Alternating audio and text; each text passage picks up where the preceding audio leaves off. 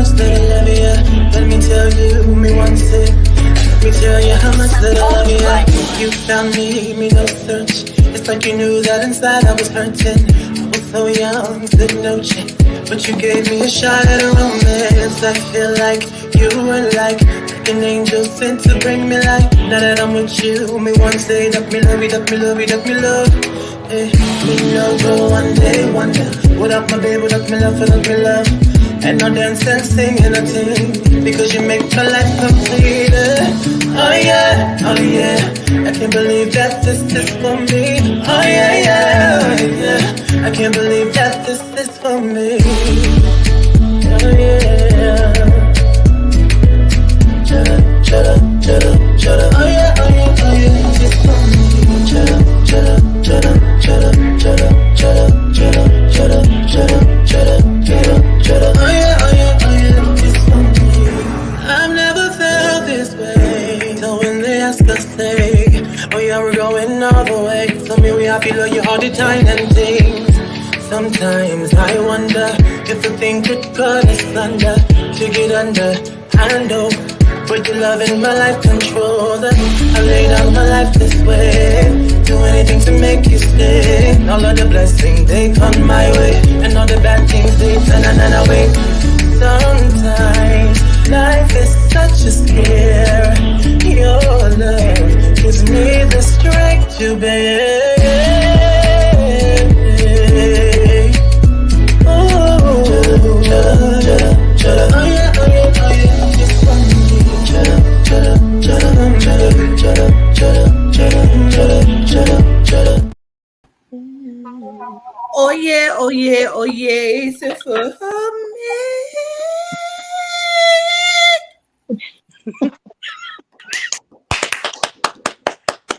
Woo, girl, it is a lot. Listen, let me tell y'all this shit. Oh God. First of all, it's been a very, very long day. Welcome to the beautiful people up on the panel. We have Truth Be Told, Malika and Aubrey. We are waiting on Mr. Speaker Box himself, Queen Nika, and Phoenix Tarot to come over. It has been a long day. I just said, Siri, play Cash Doll. You're doing too much, because Quatita's been doing too much all the fuck day. Let me tell y'all what happened. Greetings, Nika. Greetings, greetings. Woo, y'all. Let me tell y'all what happened. Hold on, let me let people up. Okay. Greetings, Shanji. Hey, what's up? Y'all all right? Yes, well, I don't know. Hey, look, I'm gonna be hitting my mute button a lot. I'm in the kitchen cooking, and I don't want to have all the extra background noise. Okay, yeah, no problem. Let me tell y'all what happened. Oh, there she go. What's up, Queen Nika? Oh, it's True Tarot. Greetings. 555. Greetings. What's up, G? Hello, everybody. Greetings. Greetings. So, as we get into this thing today, let me just briefly tell y'all what the fuck just happened. It has been a long day. So I had went to the speaker box this rising, and that's where this kicked off at. And then I've had readings today. I've been packaging packages today. I was just real tired because this drained me. This whole thing today has drained me, man. Mm-hmm. So I'm doing my last session. Luckily, I've done her before. She is a cousin. And so I've done her before. I'm so sleepy, Aubrey Marie. I'm so sleepy. My last one was at 6 o'clock. So they tell you this just happened. I'm so motherfucking sleepy. And I'm just trying to stay coherent inside of this reading. You hear me? I get to the last 2 minutes. It's over. And I'm just telling her, like, hey, honor your ancestors, put your brother picture up. I hear her say, air fryer. I said, what? Put his picture up on the air fryer. I said, is that what I said? She said, you mean altar? Bitch. I didn't tell her to put her fucking brother's picture up on the air fryer, bitch. I was so stupid. I had no idea what the fuck I said. I had no the air fryer. On it. I said, is that what I said to you? She said, you mean altar? Yes, please let me off the phone. I gotta go. I can't take no more. I'm under pressure. I'm stressed today. Are funny. Welcome, everybody. Welcome. So we're gonna be talking about the Melanite woman because of what happened today. What happened? Oh, Miss True Tarot, you tried so hard to hold it together today. I did. Tell me what you felt today. I felt like it's just a bunch of deflecting and confusion and not telling the full truth of how they feel about black women. Because we can clearly see that it's a problem. It's all over social media. So, Yeah. They can try to make it about religion. They can try to make it about everything else. But the truth of the matter is you were born from a black woman. So how do you hate the same thing that created you?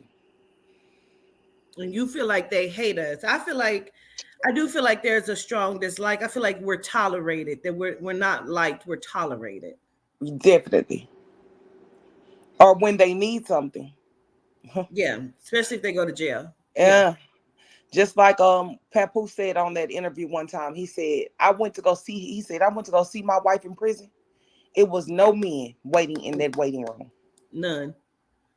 I saw another woman say that too. And it's Miss Katita. That's okay. That's how I felt all day. I told Mr. Shanji, I said I wanted to fight. Like I was ready to rumble. I could have shot up everything. I was so angry. We talked about it all day. We've had a meeting about it. Like we couldn't even conduct our meeting because we could not get past this. Right. It definitely needs I to missed be it addressed. all. You say you missed it, Nika? I missed it. I fell back. I had a rough one, so I fell back to sleep, but I missed it. You went to sleep fast too, because I was speaking to you and I said her ass done left out of here or something. I can only stay for I'm sorry. Go ahead. Listen, it was so much. It was at first trying to be a good conversation, and then it was a lot of, like you said, deflecting. And I felt this. Listen, I could have just been. I might have been shouting in our meeting. I don't even know. I just felt like they're up telling Malika, like, no, Malika, they're up holding the white woman. Yes. Like, these bitches. Like, she stabbed him to death, Malika. And here it is, like, oh. And even the ones who were getting on there talking about other races of women, when we were trying to have a conversation about black women and black men, you heard, I think that was Rainwater come on there and say all this stuff. Like, it was almost like he was glorifying that he had slept with a white woman. He slept with several foreigners. And it's like, that's a flex to you? Yes, it is to him, because he's... Yeah, that's crazy.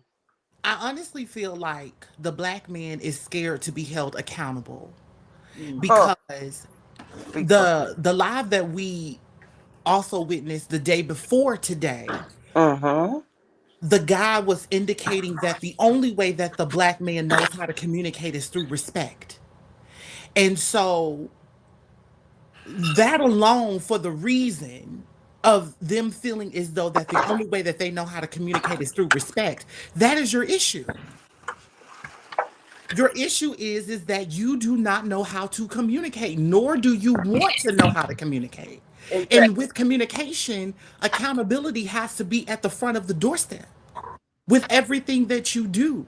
And so today, yesterday you were able to hear every woman be able to say, yes, we still love our black men. We still support our black man.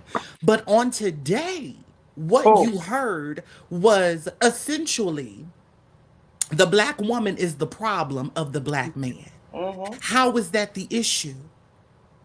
The thing about it is that it is easier for a black man to date outside of his race purposely because the other woman that is on the outside of the race that doesn't understand will never be able to judge him in the way that he feels that he does not want to be judged by the black woman. But the black woman has to be able to sit there and support him through the jail term.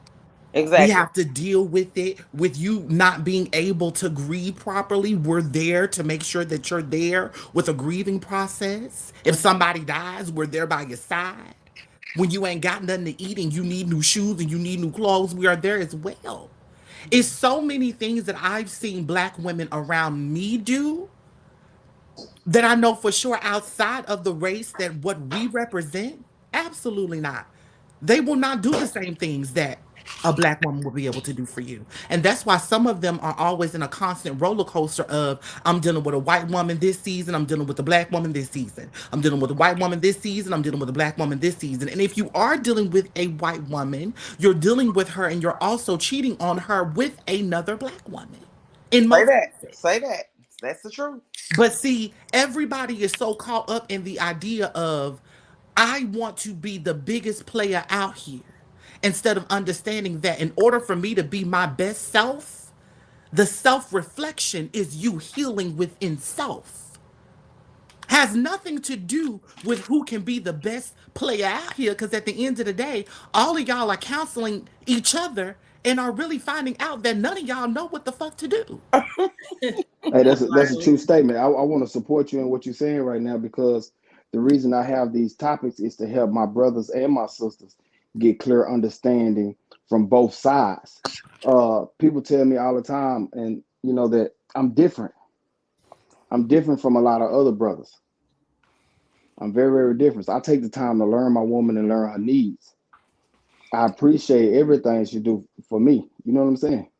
So I just be wanted to be clear, and I try to keep this on my channel to say not all, because it is some fantastic brothers that's out here that's down to support our sisters. Yes, it is.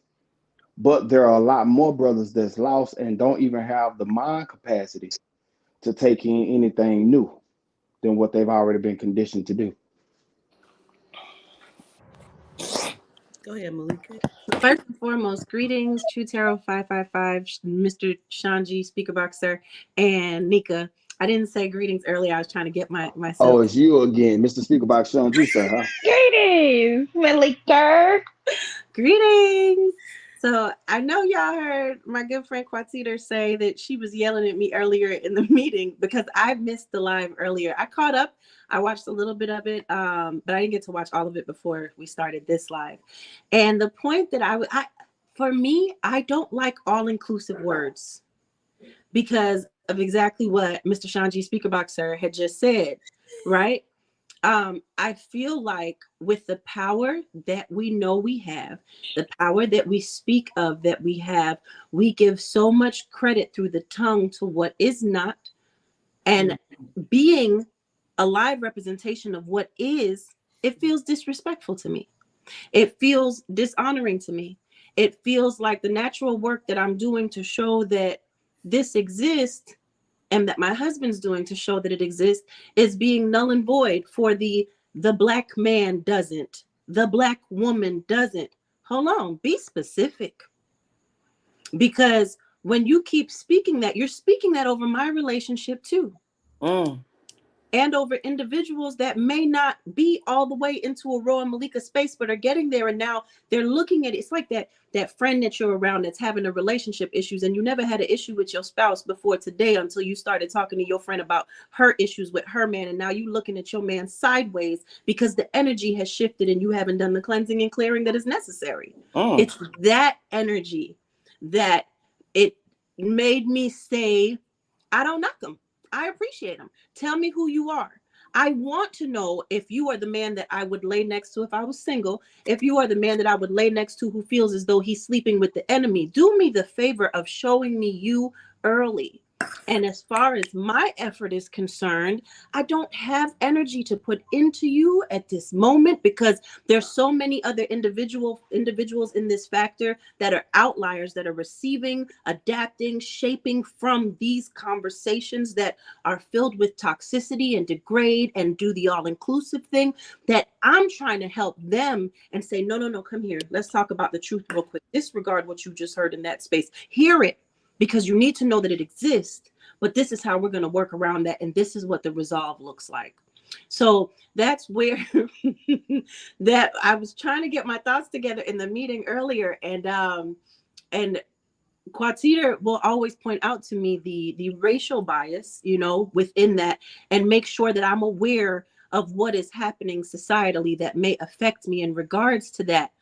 For me, it's like, fuck them. Once I know somebody is something, keep showing up how you are. Like, I'm gonna take it for what it is, and I'm not going to continue to give you my energy. I'm not. Might be the wrong way, might be the right way, but it works for me. Because I don't want to be baited. And I feel like a lot of times we step out of our greater self to give energy to spaces that do not deserve us or our energy. And we will set ourselves up for the sake of getting it off my chest. Everybody doesn't deserve that side of me.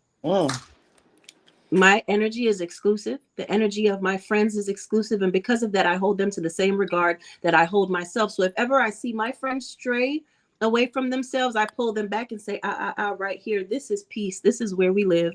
This is what that feels like. This is where we reside. And like Quatita and I were saying earlier, I will repeat the words of my husband, which is, how dare you give attention to that when all of this grandness is right here. That's my thought. love that. I love that so much. A lot of women, can I say that? I'm going to say a lot of women. Yes. I'm going to say a lot of men. They tear their own home down, trying to compare their home to another home. So that's definitely facts. People come for me and my home all the time about how I live, and it works for me. I'm in peace every day. So I don't be caring what nobody else have to say, how they doing it, what they do. That has nothing to do with me. I don't allow that in my home. I don't allow my woman to talk to somebody. I don't want to hear you talking to your homegirl all day about what she going through with her man. Because definitely you are correct. She gonna look at me and she gonna start tripping out of nowhere. I'm like, dang, what I do? That was Jared. That wasn't me. That's them. Can I say something? Yes. So this is a very touchy subject for me because sometimes I have a love-hate relationship with our people, right? And I'm saying Black women and Black men because I feel Black men use an excuse to date outside of their race, not accepting responsibility for the damage that they've done to Black women, right? So Black women in turn disrespect the Black man, right?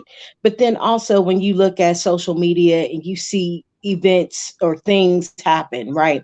You'll see a Black woman getting beat or something, or getting hit or something happening to them, right? And you'll see Black men standing around, they're recording it, they're not helping, they're not stepping in, they're not trying to break it up, they're not trying to do anything, right? But then in turn, it's like, oh, the Black woman should respect the Black man because that's the king, that's, you know, all these things, right? But then that's not what you're showing us. And that's not what the world shows us, right? Especially Black women. I feel like Black women are at the bottom, all the way at the bottom, below everything. Even trailer trash comes before Black women, in my opinion. Because that's how. Can we say in the opinion of others? Can we not state that as a fact? No, I'm saying that's what I'm saying. In the opinion of others, right? And in the opinion of others, Black women come below everybody, right? And then there's the Black man, and then there's everybody else that climbs up, right? But until we learn as a people to start over, because we're going to have to reset at some point, right? And start to love on each other more, right? Because we don't see that. We don't see us standing up for each other. I will see a Black male break his neck to go help a genome before they'll ever lift a finger to come help a Black woman, ever. And I'm not saying anything to bash Black men, because I salute you guys that are on here. I'm not saying anything to dog you guys out. I'm married to a Black man.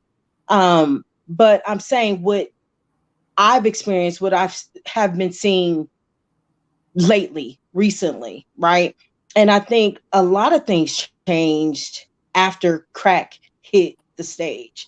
And I just recently had this conversation because I feel before crack hit our communities, right? My friends had parents. I know there was some single parents out there, but my friends had parents. But after drugs were planted and hit the scene, that pretty much destroyed us. And I'm gonna say this one little point real quick because I know other people need to talk. But I actually just drove through Gary, Indiana yesterday. Right. It made me so sad driving through that place. It's predominantly Black and it looks like zombie nation. It looks like it literally looks like no one should be living there. We drove downtown, we drove through communities, we drove through where Michael Jackson's home was, and it was depressing. I'm very, very particular about protecting my energy. And that place made me so sad. We were just ready to leave. And it's unfortunate because why can you always tell where Black people live? Why? Why is that? Why do we accept nothing? Why do we do nothing? Why do we feel like we can't be better than getting high all the time? We can't be better than selling dope. We can't be better than and not saying that all of us do that, because I know we don't. I know we're educated. I know that we have a lot going for ourselves. But why do we accept nothing and make it okay? Why everything negative do we gravitate to? We as Black people are representing ourselves as cursed. Why is that? Because we can't escape that slave mentality where we were given nothing and we made everything work. We got to get over that. Understand that we're at a time and enough people died and fought for us to have what we have now, and we really don't take advantage of everything that's in front of us. We accept, like you said, we accept everything and we fight for nothing. But we're in the age of information. So if you're choosing to stay stuck, that's a choice. It is too much information for those who want to heal, for the people who want to do better, who actually want to be a better person. It's too much information out here. So you can use an excuse. People use excuses of, oh, well, I didn't have the best childhood. Okay, but you're 50 now. You understand what I'm saying? How long? See, this is why I don't like.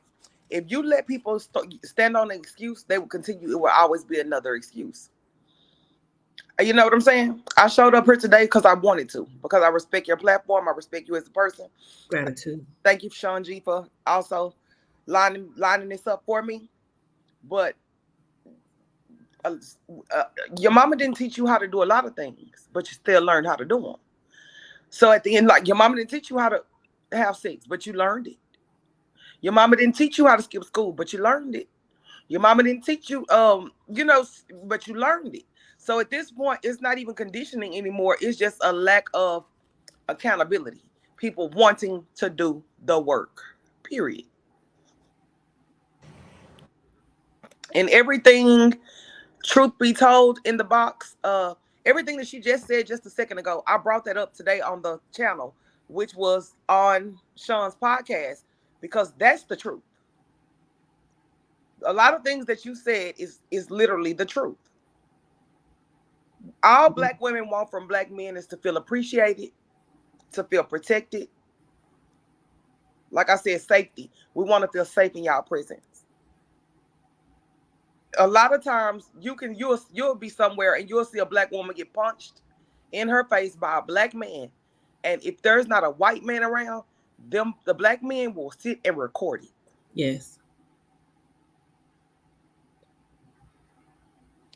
Versus when a police officer is shooting our brothers down, we are literally jumping in front of the man holding the gun and the person that he's trying to get.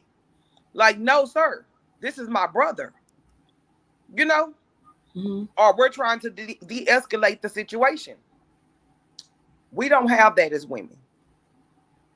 And then a lot of times, just to be honest, a lot of times when we deal with different men, it's the Black women who come through for us when we are short on something, or, like, you can call your best friend or your sister or you know, somebody, your real close friend, your female friend, and she gonna come through for you 9 times out of 10 faster than that man will. You understand what I'm saying? Mm-hmm. So if we don't have each other back, then we lost out here, y'all. And I also touched on this. I don't know, when did Black women and Black men start going against each other in the manner that I've seen 2022 and 2023. It is mind-blowing. True, Terry, I wanted to chime in with you as well because I feel as though that, number one, back to when Shanji was talking about the pretty much the slave mentality. Everybody has been taught that you are not nothing more than what we tell you you are. The white oppressors has been telling everybody that for years. And that's what everybody has felt comfortable in sitting in. And now it's, oh, woe is me. What are we going to do? And we're the victims of this situation. Like everybody is victimizing themselves instead of indicating that you're a survivor. You're a survivor out of your particular situation because you have the ability to get the knowledge, to get the understanding, correct, and to get the fuck up and do something about the situation. Sitting in talking about Black Lives Matter, talking about I'm going to donate to the NAACP, talking about all of these other outlets is not going to be able to help you. What's going to be able to help you is getting able to understand that my sister, my brother, we all think alike. And in order for us to be able to move something, we all have to make sure that we can create a solution. Whatever that solution is, all of us think on it alike and we implement it. Exactly. Go, you got your finger? Go ahead. Yeah, no, I was going to wait for you to finish. I just no. That was basically it because I think that everybody is caught in the rapture of we're still in this slave mentality. Because you're still in that slave mentality, you have no other way but to fight just like the slaves. They were afraid to go out and do things on their own because they thought that if they got caught, it was going to be hell to pay. So now that you have the outlets, how is it that everybody else is able to get so many things done and accomplished? You mean to tell me that a lawyer that was at a firm was able to get fired within 48 hours because of technology? Just as y'all went and researched, advocated, and did everything that you had to do to get that man about that law firm, you can do the same thing in regards to building and rebuilding your community. Mm-hmm. Period. Mm-hmm. If it can happen over here, it can damn sure happen on the outside for people that don't believe and understand the Melanite culture. Agreed. We have a problem with each other because we feel as though that it is easiest to put our negative energy on the same kind. But we will never step to a genome. Some will never step to a genome or any other outside race in the same way that we treat each other. That's a fact. Mm-hmm. You can watch the Karen videos where they record the Karens. Yeah. But they don't touch them. My favorite. It would have been all that brawl in this store. Mm-hmm. Or wherever else it may be. Another thing I want to touch on is the victim mindset. Okay, yeah, we have been oppressed for a lot of years. We know that, right? But you, at some point in life, you're going to either take the shackles off your feet and dance, or you're going to keep on sitting there playing victim. Some of this stuff is things that we can change collectively in our own communities without needing the government to tell us so. Because if we see a problem, right? If enough of us speak up about the problem, eventually we'll find a solution, right? Yeah. Hopefully. Yeah. But I'm almost tired of the victim mindset because victims get wrapped in yellow tape. We all are still able-bodied and breathing. You understand what I'm saying? Mm-hmm. Yeah, I know a lot of us have went through a lot of things where we were the victim in certain situations, but you were also a participant. So that makes you, the first time you were a victim, the second time, maybe. The third, fourth, fifth time, you were a willing participant in whatever was going on because you didn't have to stay. You could have left. You understand what I'm saying? Mm-hmm. So let's be more accountable is all I'm saying. Black women and Black men. Women and men in general, but I'm here for our kind. Right. So I'm gonna address a couple things real quick because, like I said yesterday, I feel like the melanite black people have adopted the genome white people, the way they treat black people, like black men have adopted that into how they treat black women. And so this is how I sometimes see it. I sometimes see it as women, and this is just my thoughts. Women and little girls, they begin to do and they transform and they go into whatever the black little boy or the black man says that he needs, he wants. So they say, we want a bad bitch. So then now they're running trying to figure out how to become a bad bitch. We like, video vixens, and so they run trying to do that, and they're getting implants and all of these different things, only to find out like, no, we want the good girl. We don't want, we want you to look like this.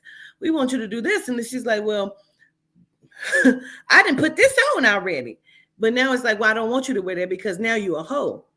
Like, well, what happened? I thought I was all of this when you first came into my space, existence, Yes, ma'am.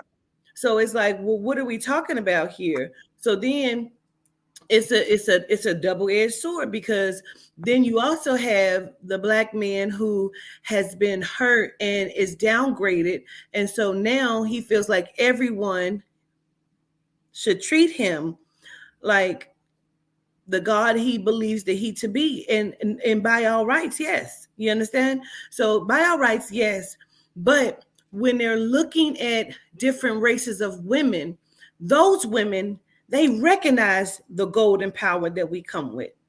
And so we also recognize it, but we've been beat down and trained in a certain way to where there's nothing but self-hate going on a lot of the times in the Black Melanite community. Okay. And so we don't even know which way to go, because sometimes by the end of the day, we're so tired, we're out of fight, And so now you have the genome. I'm gonna just use genomes because we know it's Asians and Hispanics and all of that. But we have them genomes, white women who come from something different, whether they're trailer trash or not. They still have a superiority, whether it's false or believable. They know they carry it. And so a lot of times, I ain't gonna say all black men, a lot of black men recognize that. Thank you. And so you're going to see them say, oh, you just ordinary, Keisha. It's a lot of y'all. Exactly. You just ordinary. I'm going to go over here and get the real prize, the queen, the princess, when really you were standing with the God over here. You went and got something imitated over there. And because you just felt like this person couldn't give you what you needed because you never took time to give her what she needed. So now we're chasing the tail. We're going round and round. Well, what about me? Well, what about me? Well, fuck you. Well, fuck you. Right.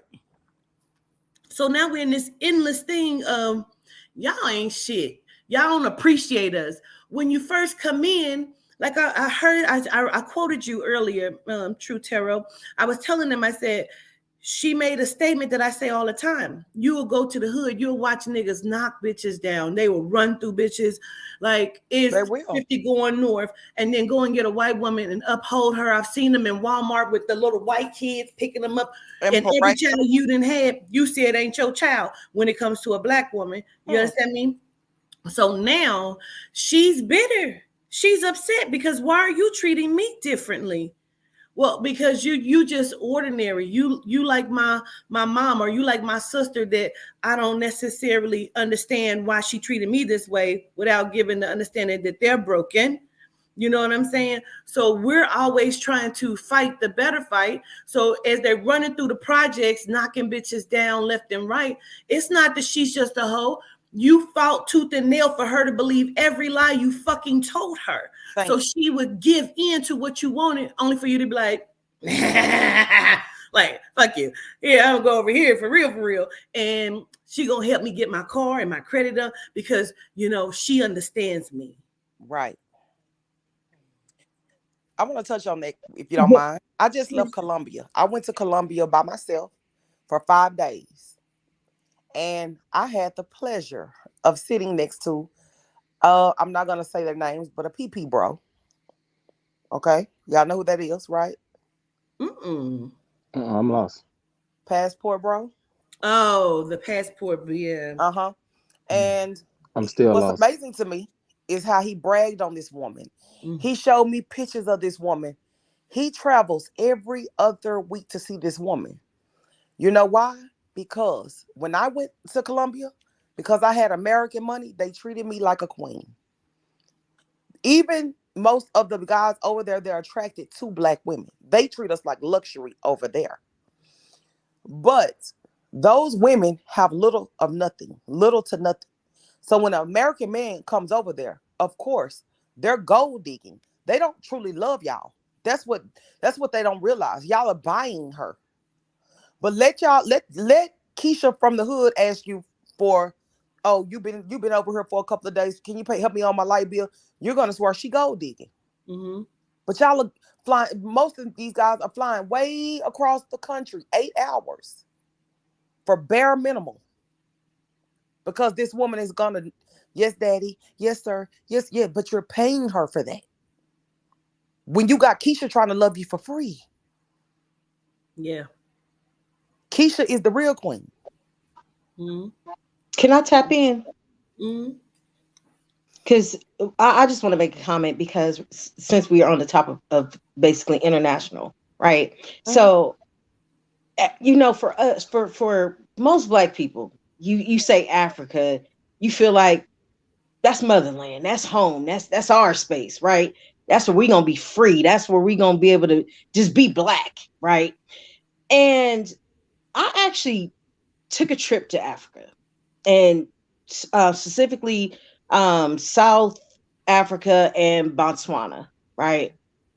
And I was just amazed on how Black women and Black people in general were treated versus the genomes, right?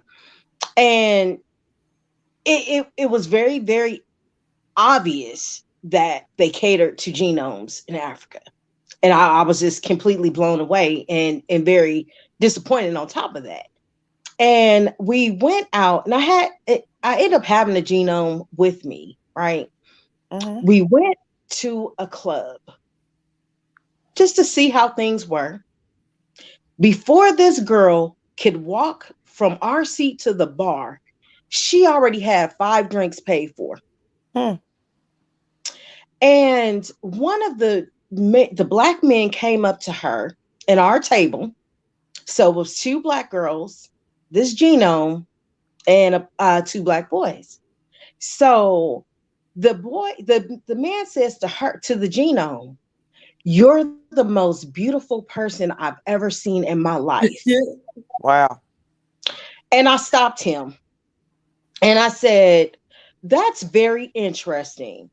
I said, "So looking at her, this is the most beautiful thing you've ever seen in your life. What about your mother? What Hmm. about your Mm-hmm. sister? What Mm. about your aunties? You never seen anything beautiful looking at them, but you looking at this genome and this is the best thing you ever seen in your life." I said, it's very sad for you. I said, and I told him, I said, I feel sad for you. If this is the best thing you ever seen in your life, you obviously have some problems. But it's very, and unfortunately, I had to experience this, right? And this is throughout going to the grocery store. They'll sit down for Black women or Black people coming through the checkout, and they'll stand for the genomes. And even in restaurants, we had a 6 party table to eat. The genome wasn't ready to order. She stepped outside to take a phone call. Do you know that man did not put our order in until the genome came back? Ooh. It told us he was waiting for her to be ready to order before he placed our stuff. But see, and then and again, this is all coming from Black males, right? And Black males wonder why a lot of Black women feel the way they feel, right? Hmm. And a lot of Black men feel like they're going into luxury. not knowing that they're going into people that are trying to win a prize. To say that I've slept with a black man, to say I have a black baby, Yes, to girl. keep my bloodline alive. Hmm. It's a motive. It's not, I'm here because I love you. I'm here because I'm down with you. I'm here with you. I'm here because I can relate to you.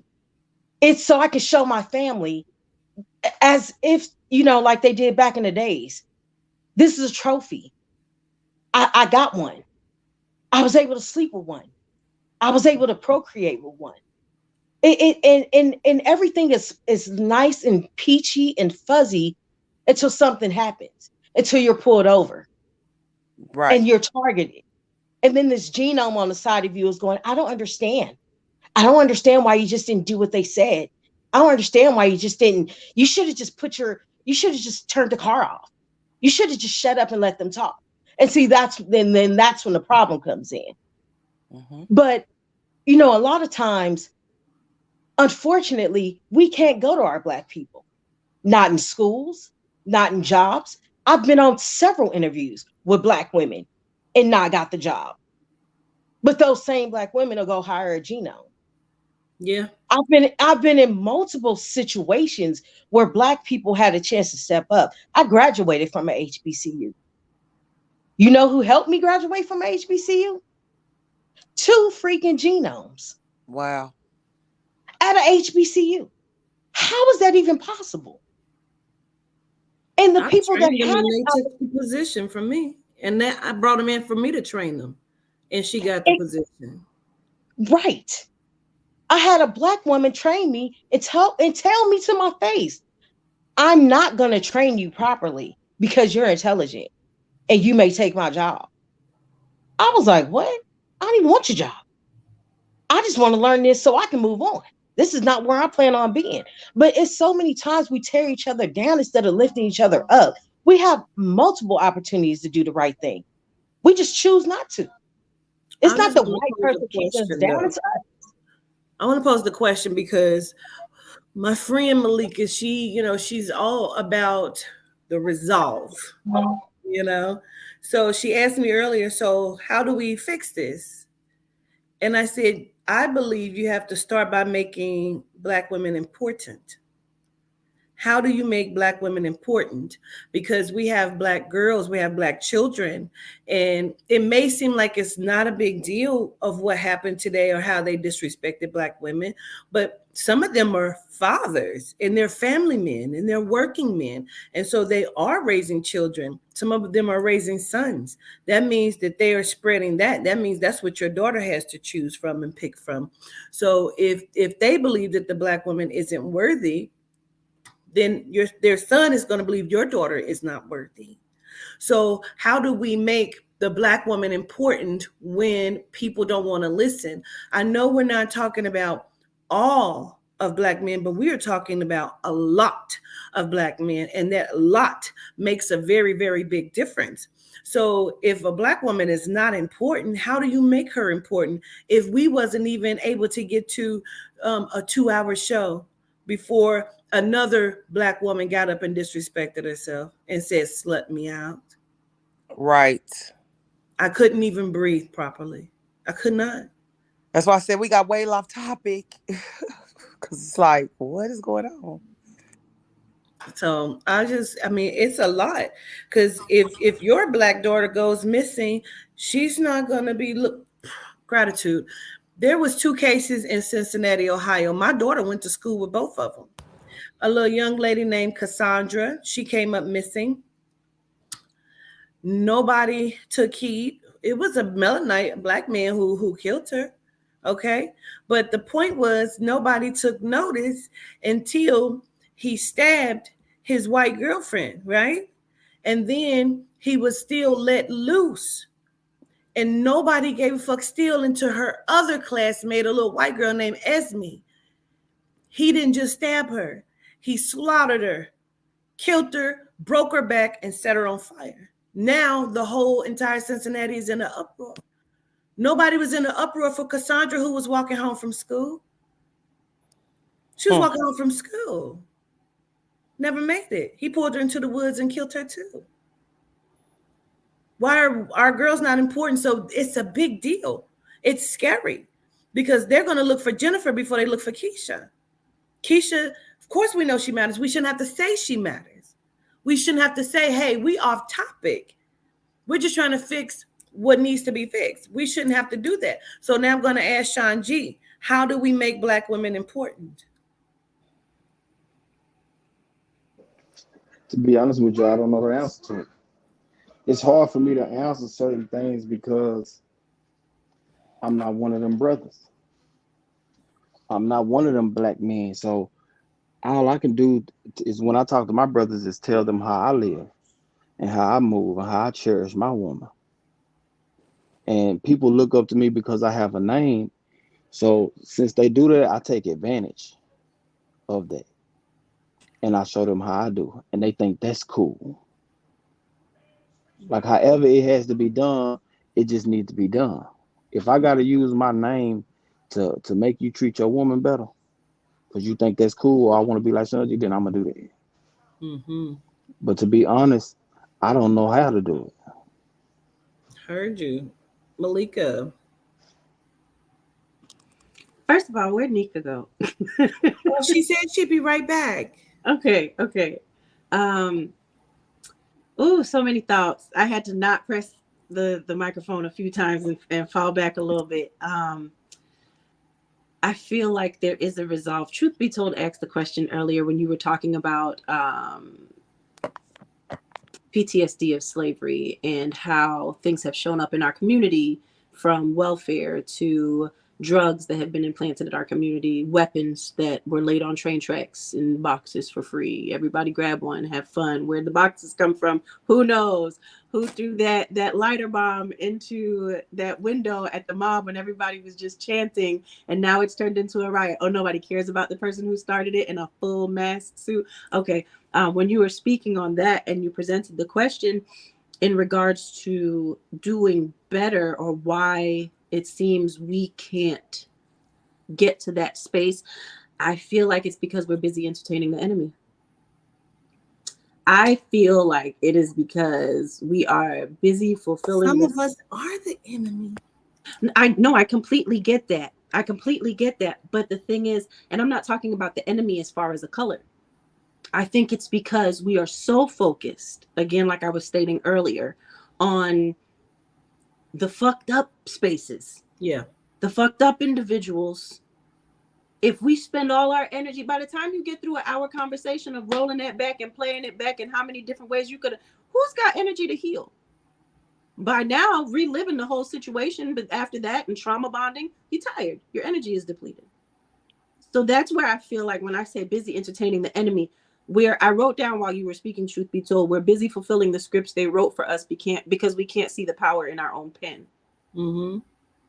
Mm-hmm. And a lot of times that goes back to what Quatita was talking about on here previously when it came to baiting. We fall for it because, okay, you know what's interesting to me? And I think this is where the resolve comes in as well. There's so many warriors for we as a people have to do better. And you can't even sit with your family at a dinner table. There's so many people running out to riot. And half of them babies that's in the street, their parents don't even know where they at.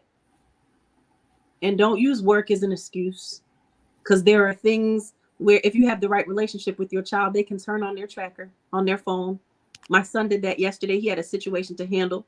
He went to go and help prevent someone from unaliving themselves with his girlfriend. And because I know the seriousness of that, I told him, turn on your tracker. And immediately when he left the house and got in the car and turned the video camera on in his car, because we think about solutions rather than always talking about the problem, he turned. I saw it said, Elijah has shared his location. Gratitude. It's as simple as that. And we communicate consistently. We have not done the work. A lot of us have not done the work in our own houses with ourselves to show a reflection of what it is that we're asking for on a grander scale. And how do you even do that? How can I begin to comprehend or attempt to talk about what's happening out there, and I can't even make it through 6 months without discord with my people? How How do I want the melanite male and the melanite female to come together when I can't even, I don't like being in the house with my husband? That's not me. I'm just saying. There's a lot of people that are living that example. But you want to see melanite women and men come together, and we need this. And I don't understand why we keep attacking each other, but you can't co-parent because you decide to choose you and yourself first before your child and the security of their peace. And you want me to march with you? You want me to leave my front door? Everybody has this thing, Malika, where they need to be like seen. They need to be acknowledged. Like they can't even, like you said, they can't recognize their own trauma and pain to even understand somebody else's trauma and pain. Because if I don't want you to cut over in front of me, then I probably shouldn't go up the street and cut over in front of somebody else. Like, we have to be accountable for how we show up to each other. I want to also say, when we were talking when I was in the car, so Malika made a very valid point, right? Because I was telling her, even what I said yesterday about my mom, like, basically she was saying, did your mom know her value, her worth, because she stayed in the relationship until she died, and my mom was 34 when she passed away, although she was in a very abusive relationship with a Black man. She did not die at will. I can't say she didn't die at his hands. There was some poison going on, but whatever. But she stayed inside the toxicity because she didn't know her value, her worth. But I told Malika, I said, as an 8, 9, 10-year-old little girl, I knew my mom's worth. And it would bother me to watch her serve him on his tray in bed. Meanwhile, he didn't probably beat her up. She didn't worked 2 jobs, got up at 4 to fix his breakfast and lunch. But she still was a fat bitch. And he would plant money to say, hey, who you had in his house, just to be able to get his funky off to beat her up whenever he felt like it. So I decided I didn't want to be that kind of weak. So although I love my mom and I didn't want to be like my mom, in some situations I became my mom. I found myself in 3 very abusive relationships. 1 almost claimed my life, so it's like, how do we find inside of us, Malika, when, like you said, I knew my mom's value, and then you said, you mean your mom didn't see her value because basically she was still trying to save the devil that was trying to kill her. Loving the oppressors. So like I keep doing. Aubrey, you're going to appreciate this. I got her, sis. I got her. So after she explains this to me, and is it okay that I share the story of yes. you all? No, you're fine. Okay. So Quatita explains this beautiful story of her and your sister, correct? Dressing mommy up, and yes. Mom was prepared, preparing mommy for daddy to come home so we could do this special thing. And when he came through the door, the reaction was that energy of who the fuck you getting dressed up for type of energy, right? Yep. And so that's when Quatita started explaining, like, as at my age, being that young, like I was rooting for her and I wanted so much better for her. I saw her worth. So my response in that was, oh, so you mean you were cheering her on, but she couldn't see her value and kept giving into the same energy that wasn't feeding her, that was destructive to her. And she said, I see where you're going with this. And I said, greeting, Quatita's mom. Call me Quatita. Because that same cycle is what we now experience, that we continue to see Quatita in. Let me not say Quatita in this moment. That we continue to see governance in. We are those children saying, but why? Why do you keep stepping outside of yourself for these undeserving fuckers? Like, so then I say to her, because I want you to hear what I'm saying here. I said to her, because when I was inside of the church, when I did believe in the Jesus person, character, whatever, I also still prayed for the devil. And I still gave love, because I thought to myself, well, maybe nobody loves him. Maybe that's why he does what he does. Maybe if somebody loves him, maybe he'll change and he won't do the stuff he do. And so that's still the mentality that I have. Because she said, why are you trying to save everybody? Quatita, why are you trying to do that? She said, no, I'm trying to save the Rose and I'm trying to save the Shanjis. And I said, well, absolutely. And I said, no, I can't even say that because I still love those who hate me. Then maybe my love will find them and make them change at some point. I don't know how to not love them, but they don't give a fuck about a Black woman. So the introspection then in that for me was the response that I gave, which was, I feel like you have been the underdog so much that you root so hard for the underdog. You sometimes find individuals that it's worth it. But there's a lot of times where, and those individuals look like me, Quatita, Aubrey, truth to be told, True Tarot, where these and masculines as well. We've seen that time and time again in the blessing of Quatita's experience. You know, you show up for them and you're helping them, and those situations with those individuals don't turn out good. And I said, she actually said, I just don't want anybody to be broken. I just want to fix that. And I said, but you can't want to fix them being broken so bad that in the midst of fixing them, you allow them to break you. Woo. Because I was brokenhearted today. I wasn't angry. I mean, I was, but I was brokenhearted. My heart was broken. Have you ever sat down and really thought about this? Do you know that a lot of people that you love will use your love that you have for them against you? Yes. They will weaponize it. Yes. Happens a lot with right. me. So as a child, I watched my father treat every Black woman he had rough. Mm-hmm. When I say rough, I would call the police on him myself. That's how terrified I used to be. Correct. But when he started, any time a genome person came around, he would, oh, you're just so beautiful. You this, So of course, as a kid, I'm trying to wrap my head around, why is it that every Black woman you come in contact with, you treat her like trash, but when these other palm color people, you treat them like they're top tier, like they're the prize. I spent 20 years being a mother, and this is the first Mother's Day he told me Happy Mother's Day. You understand? But I extend grace to him because I know he knows no better. The thing is, it's enough information out here, and counseling is always available. And so if you're not healed or you're not working on yourself, then that is a you problem. You like being where you at. You like playing victim. You like using excuses, and you're going to live on that mountain until the day you die, and until you decide to do your work.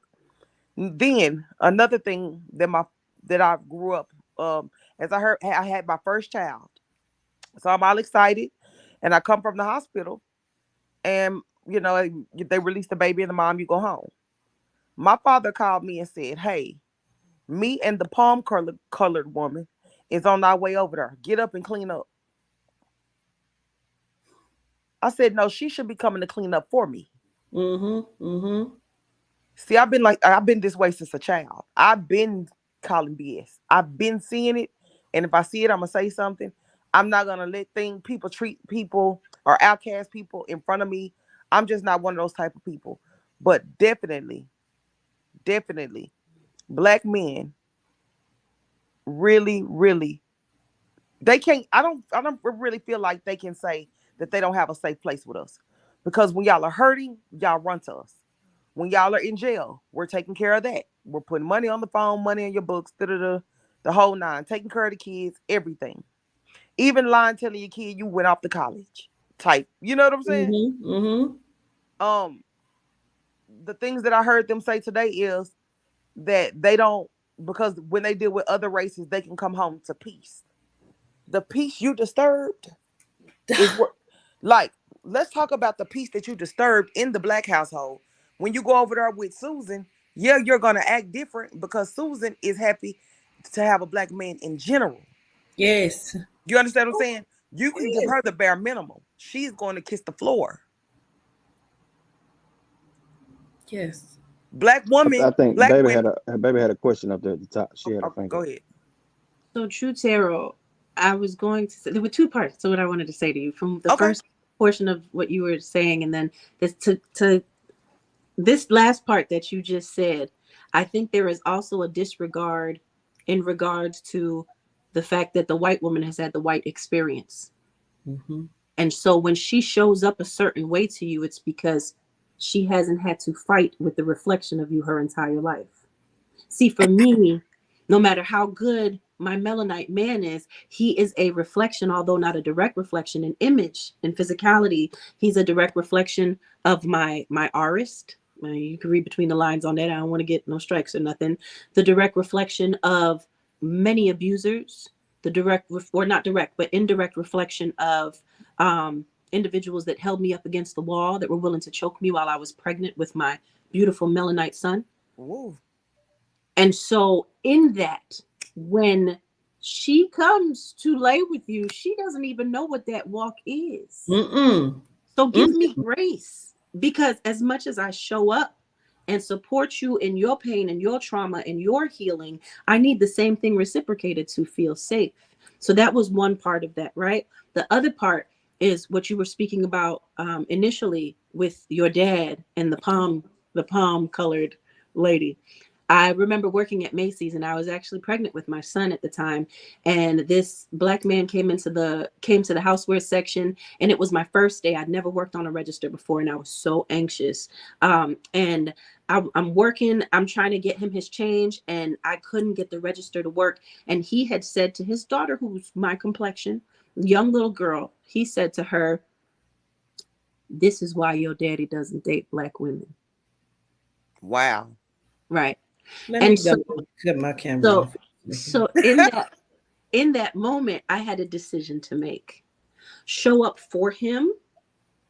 Your life and your existence is already miserable, sir. So I leaned over the counter to his beautiful daughter, who looked like me, and I said to her, "I want you to remember, everything that your daddy says defines him and not you.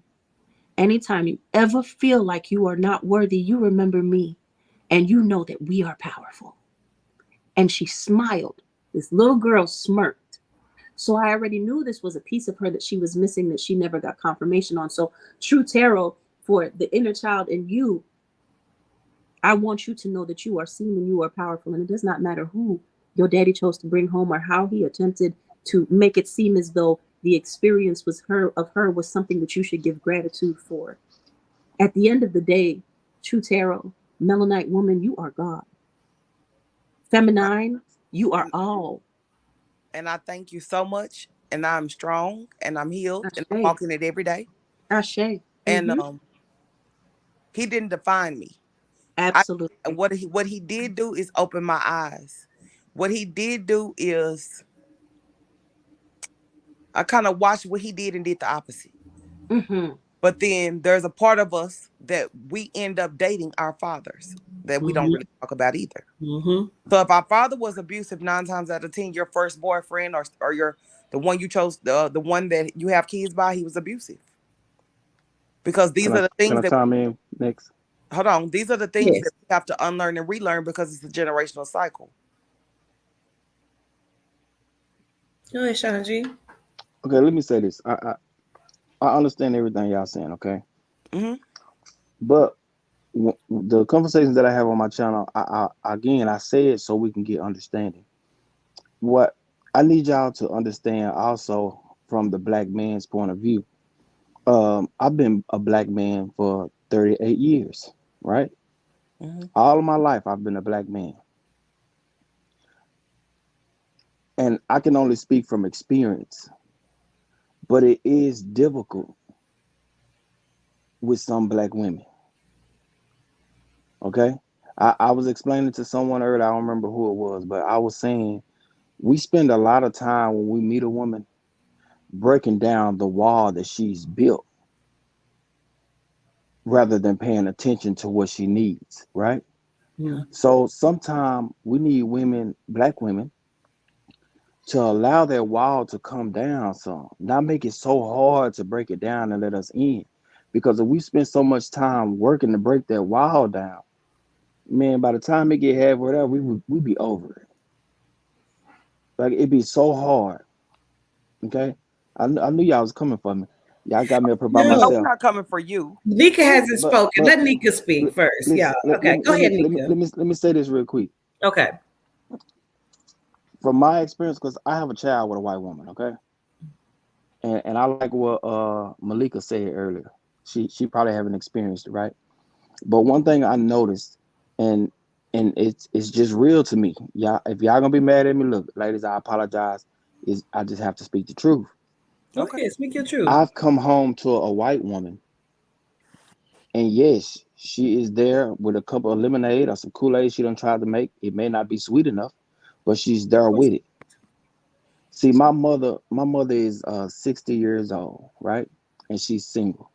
One thing I have accepted is that my mother will die alone, and I'll tell you why. My mother is the type of woman who wants to be the man and the woman in the relationship. She gonna fight her man. She gonna talk shit all day long. She not fixing no plates. She not rubbing no feet. She not rubbing no back. I remember her, man. My mama had a good man. All he did was went to work and came home. But when he came in the door, she tell him to go fix his plate because she already cooked. If she cooked, why I gotta go fix your plate? Y'all gotta understand, we've been men all our life, and this is what we see. This is what we know. So when somebody show us something different and we like it, right? But at the same time, I have a black woman right now. When I went to jail, she stood by me. I've been on in-house incarceration for 3 years. I can't go outside. And when I was in jail, the things that she did while I was in jail, when them feds came and got me, this girl took all of my furniture and everything and went and got a storage and moved it. She took all of my money and my jewelry to my mama's house, right? She did everything she was supposed to do. So while I'm sitting in that jail cell, I told myself, when I get out, I have to allow myself to give her a fair chance. I'm a hoe at heart. I can say that. I'm a hoe. I wasn't. It was a time when I wasn't about shit. But because this black woman showed me something different, I couldn't do nothing different but give her back what she was giving me. I just be wanting to be fair on equal playing field. The same way we need to learn y'all, we need y'all to learn us. Let's listen to us when we cry out. How many people did you see fix your mother's plate? See, this is the thing. I knew you was gonna have that kind of a comeback because one thing about a woman is instead of her accepting what was said, she's gonna have a great comeback for it. I accept what was said, but I just want to know, did you ever see somebody fix your mother's plate? Yes, How was she this this responding? this same man Mm-hmm. who I said was a great man to my Mm-hmm. mama, because I see my mama have different niggas, but I also see her have two, to be exact, two good men in all of my life, Mm-hmm. and she ran them both away. This man Okay. would ask my mother to marry her every holiday, Valentine's, her birthday, Christmas. She would say no, but take the ring. Okay. Just two things, and then we're gonna let Nika chime in. Just two things. One, are you completely aware of who your mother is as a woman and where she came from? And that same plate, I don't mean the actual plate. I mean, how was her plate set from the beginning of her life that brought her to who she was as the mother that you knew? You know, because One, you're saying your mom, but who is she as the woman? What did she come through or come from that made her who she was? my mama is the baby of 9 kids, and she always was the eldest child, if you get my drift. Mm-hmm. So my mama's always been tough. She's always been strong. But this goes back to the point where I said, baby, let that wall down. My mama didn't know how to allow a man to love her properly because she was already prepared to get screwed over. That's right. 'Cause that means she never felt safe enough to do so. So, you know, Goes back to There's safety. a lot to go into that, and I totally get, but that's what True Tarot was saying. Like, yes, the white lady may give you Kool-Aid when you come in, and you're right, it's not going to be as sweet as when a black woman make it for you. However, like,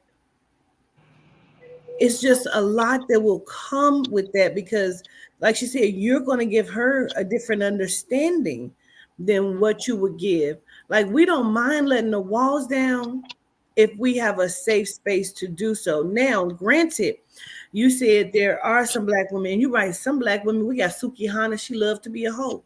That's what she liked to do. We have some black women that love to scam and scheme, and I ain't gonna call nobody names, but baby, we have some black women that love to scam and scheme, and all they know is chaos. But somewhere there was a fracture that caused it. Now, I'm not gonna cut her a break or give her an excuse, you know what I'm saying? But I still understand.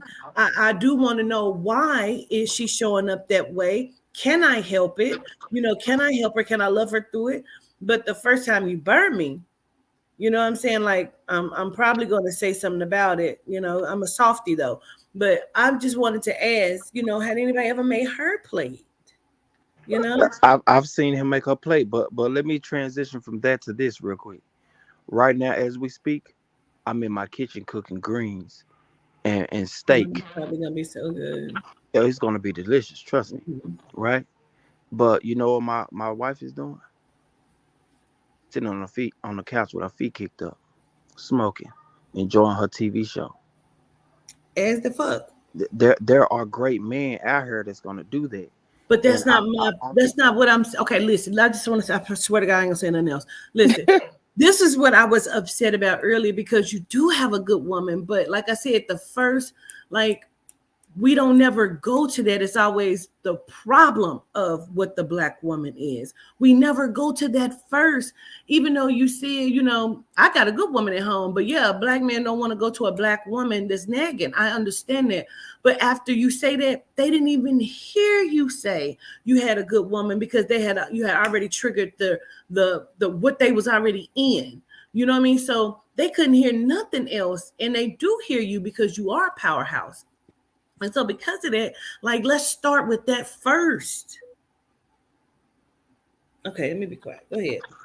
I think I do that. I think I start with that all the time. Like, the people who's there on my show, they know me. I speak highly of my woman on the regular.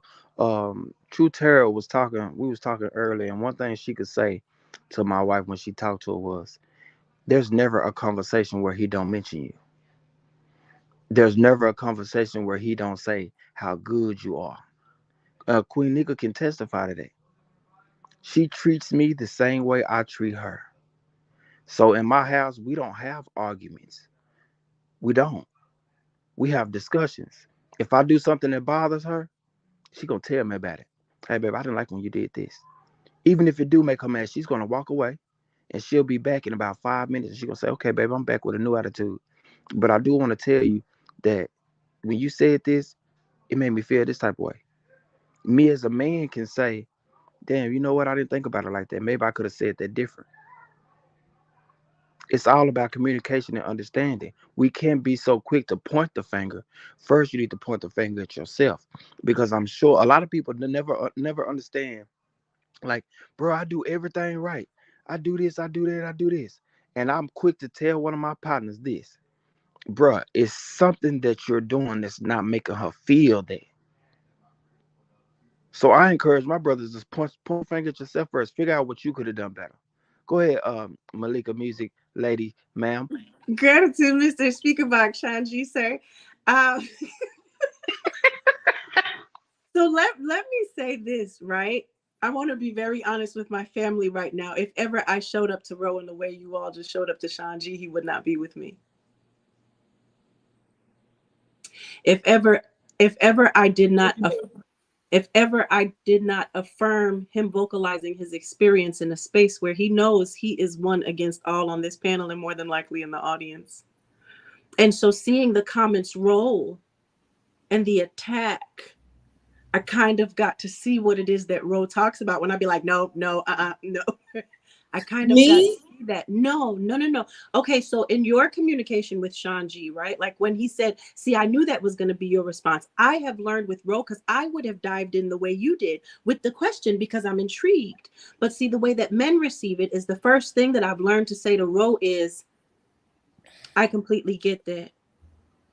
I hear what it is that you just said, even down to repeating what it is that he just said back to him, because my request was to be affirmed when I speak. So I feel validated that at least you heard me before you go into what it is that you want.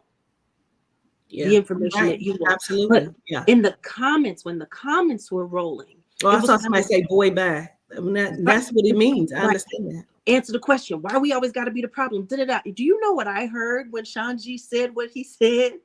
I heard, when I get off of here, because Ro and I have a play date at 11, the first thing I'm going to do is go to the fridge and pour him a drink and bring it in the room without him asking. Nothing else mattered in what he said, because I know that he knows Ro more than I do as far as the walk that they walk. Thank that you, I've sweetheart. never a day in my life walked. So my mom used to say, pick the sense out the nonsense, right? So even if, not to say it's nonsense, Shanji, but if it doesn't speak to you, you don't have to focus on that. You focus on the medicine in it that can heal you. And for me, all I heard was my mom could have showed up better. When I saw a man give a lot of effort, I also saw the fact that he wasn't recognized or affirmed for it. He wasn't validated for it. Absolutely heard it. Yes. And then the other part of it, disregard whatever else, sugar, no sugar, taste the sweet, all of that. When I get up off of here at 11 o'clock for my play date, I'm going to pour my man a drink and bring it in the room to him.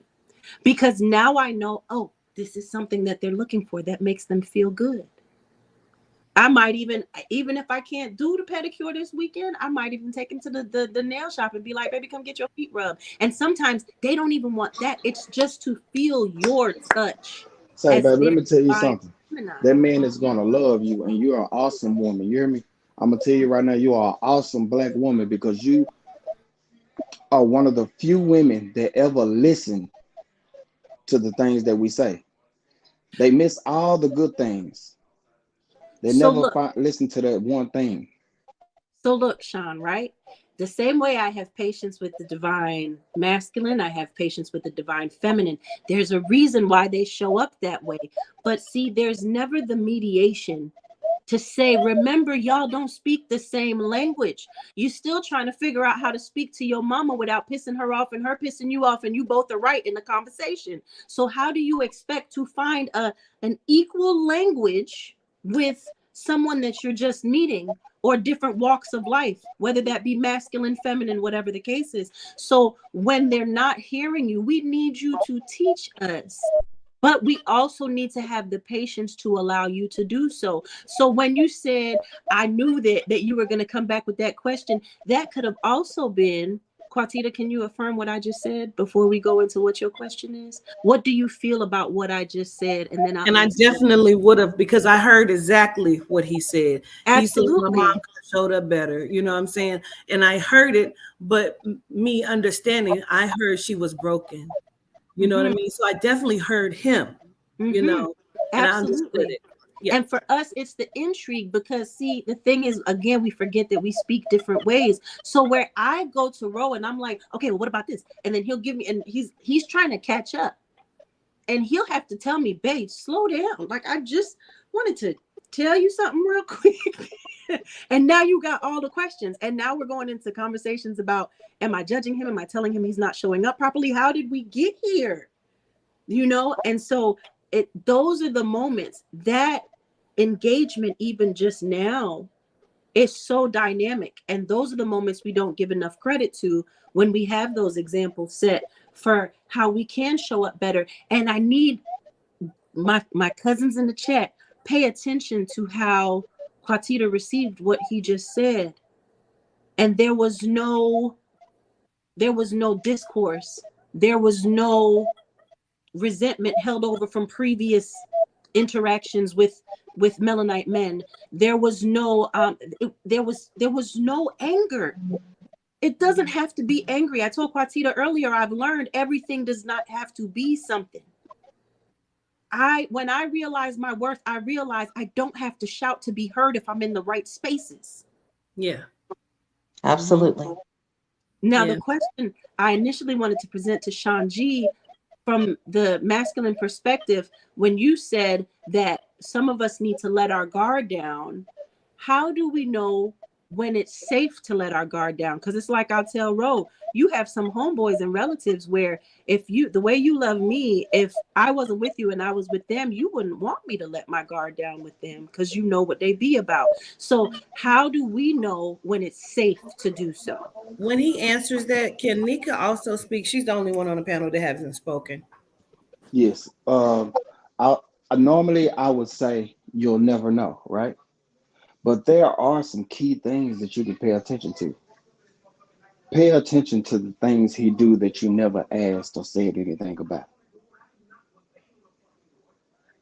If he pays attention to you without you having to say, this is my favorite color, you always pick this color shirt, pay attention to that.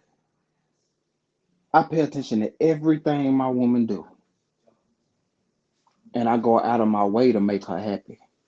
She don't have to tell me she need this or she like this style. If I go on my phone right now, I have notes. And you know what the notes are?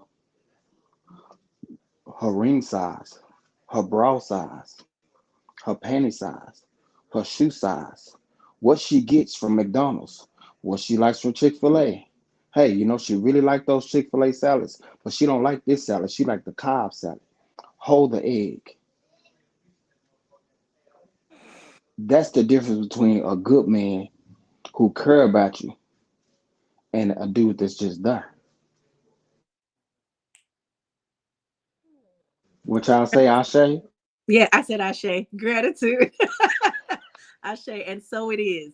And so it is. Okay. Oh, is it my turn? Oh goodness. Um. Oh, this conversation. But I'm gonna go back because I've been sitting patiently, just waiting. I'm gonna go back to where the conversations are starting, and I'm gonna dive a little deeper into the audience that we're choosing to have these conversations with. What I've sat back and watched is we have a lot of disturbed mentalities that's coming here that's not aware of the healing that's been done and the healing that's being taught, because in order for us to have these conversations and for them to be effective, meaning we've done our work. You get what I'm saying? So we're not trying to tell you what to do, we're trying to tell you how to get through. You get what I'm saying? Because if you look at each and every last one of us, we've all experienced some type of hurt, whether it be childhood, whether it be adulthood, lovehood, like in relationships, we've all experienced it. We've all experienced, you know, a man choosing this particular woman over us. I think we've all experienced it. So my thing is, I be looking around and I be saying, yo, this is going to be a never ending, like, in order for us to carry on the conversation, is because we want to get somewhere. We want people to understand, and overstand that, listen, we all got our little shit, right? But if we not taking what a man is standing here telling us, it's a man telling us that, hey, listen, and maybe he just don't have the words to say it. I had to figure this out. Instead of talking to him, I was talking at him. So that was showing up all the way wrong. He never heard anything. I don't care how I cried, slung snot, none of that. He never heard nothing I said because it was a talk at him. But that came from me being taught that in order to be heard, you have to be loud and it has to be aggressive. So that automatically runs our men to that corner that he or she, mom or dad, put them in. So it kicks up those, once again, I always have to relate back to them bad signals. You get what I'm saying? We don't take the time to realize the first thing we do wrong, and that's not having the clear communication down, because we want to be heard, we want to be seen, and we want to be felt. But we don't know how to, we haven't been taught or given the tools to lead that with love, because we've been taught that love is going to hurt. So you got to expect that. So what do we do first? We hurt first. Oh, we shoot to kill you. So we never take the time to look at, first of all, where did we find you at? Secondly, where do you come from? And then when we find out what you come from, we don't want to love you through that, because that's too much. We got stuff in our past that we're trying to deal with too, instead of coming together and healing together. You get what I'm saying? We won't bring into our household, hey, not only do we need it as a couple, but our kids may need it as well. We need therapy in here. We need somebody to sit down and bring out these things that our parents couldn't bring out. They gave us what they could. Okay, cool, fine. Now it's time for us to stop this cycle and start a new one. Now we got to write our own script. Well, we never get to that because we're too busy trying to get everybody to understand what we come from, what we face, what we see, and how we still seeing it. Instead of what we can show. See, I came here to show everybody that this is what therapy looks like. Hey, I actually been with a man whose mom is half white, and I've learned throughout the years that um his abuse is towards genomes. And here I am, just this loving creature, like, oh no, we supposed to love everyone. And oh my God, everything is unicorns and rainbows. We can do it. No, listen. And then that made me have to open up and talk about the hurt that I experienced. So we were just two people hurting and not even knowing that we trauma loving. We ain't even really loving, we trauma loving. So I say all the negative comments, man, and all the people that's not hearing these grown up conversations happening. Hey, what they say, chew the meat and spit the bones out.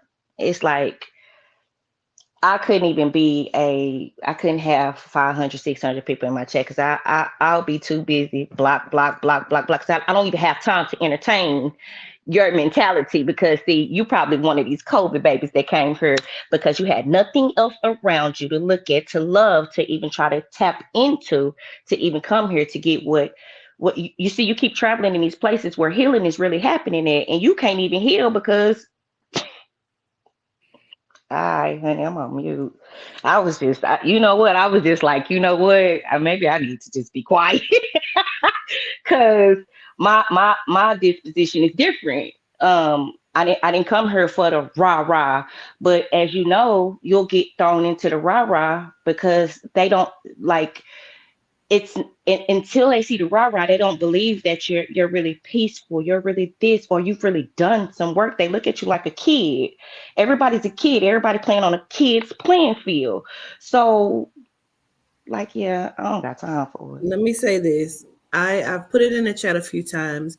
I ask that everybody is respectful to everybody on the panel, because we have difference of opinions doesn't mean we have to be disrespectful. You know, it doesn't mean that you have to come out of your neck disrespectful. You can say how you feel without being disrespectful, because it's a difference. Okay, so everybody on the panel should be respected, and that's all I'm asking. Now, if we can't hear it, that means exactly what Shanji is saying is probably the person, the kind of black woman they don't want to come home to. Mm. If Can I you, say Facts. something? yes, I'm sorry. Oh, I'm so sorry. I just really need to address something that I saw. go ahead. So I am the type of person, I don't give a fuck what somebody else showed up like in the presence of somebody else, unless it was detrimental to the life of another individual in that moment. When you sit at my table and you know to give respect because it's being reciprocated, and you don't step outside of that, I'm good. If ever you shift, I will correct it. So me basing my interaction with it. That's what's wrong with humans, especially humans that are on everyday human shit. You're always worried about what a person did, where a person was. Do you know that there's something called growth? Do you know that there's something called evolution? And as long as you show up to me correctly, I will entertain the conversation. That does not mean that I need to own a friendship with you, a connection with you, that when I leave off of this stage, outside of Quatita and Aubrey, because I can't breathe without them, that you will ever hear from, see me, or if you shop at Grand Rising, you know, to my clients, I'm always there for you. Ashe. I'm not swayed by that. And I hope that people realize that, because sometimes we can be very loud and wrong. And as we're saying that, we're not paying attention to what about the fucked up parts of you? Yeah. That you were never even bold enough to show in public. That's people all need to understand. I come from pimping. It was a whole lot of pimping going on over here. You feel what I'm saying? Me I too. come from a whole lot of pimping, 24 hours a day. So I don't know who they was talking about, but just in case you was talking about me. My father was a real pimp, so I understand exactly what you're saying. I came from a whole lot of pimping, so definitely when I speak right now, I definitely show growth, because at the end of the day, I didn't care what color you was. Go get that money and bring it home. Well, I come from a family of 5 brothers, right? So I don't recall any of them dating up outside of their race, but not to say that they haven't, right? But I do know, speaking to them, speaking to my husband, speaking to, I have a lot of male friends as well, that is a problem for them with melanated women, of how we approach, how we speak, how we feel like we have to be loud, how we feel like we have to be disrespectful to be heard. And I know that stems from a lot, you know, from our past, our mothers, our, you know, because most of the time, a lot of weight is put on moms, right? Whether you had a good mom, you felt like you had a bad mom, or in between mom, right? For me, I was always a daddy's girl. I was a 120% a daddy's girl. So fortunately for me, I had a strong male to show me what it was like to be with someone that respected their home, that took care of their kids, and so on and so forth. But that's not to say that I didn't have dysfunctional relationships, right? But it's all in how we learn to communicate with each other.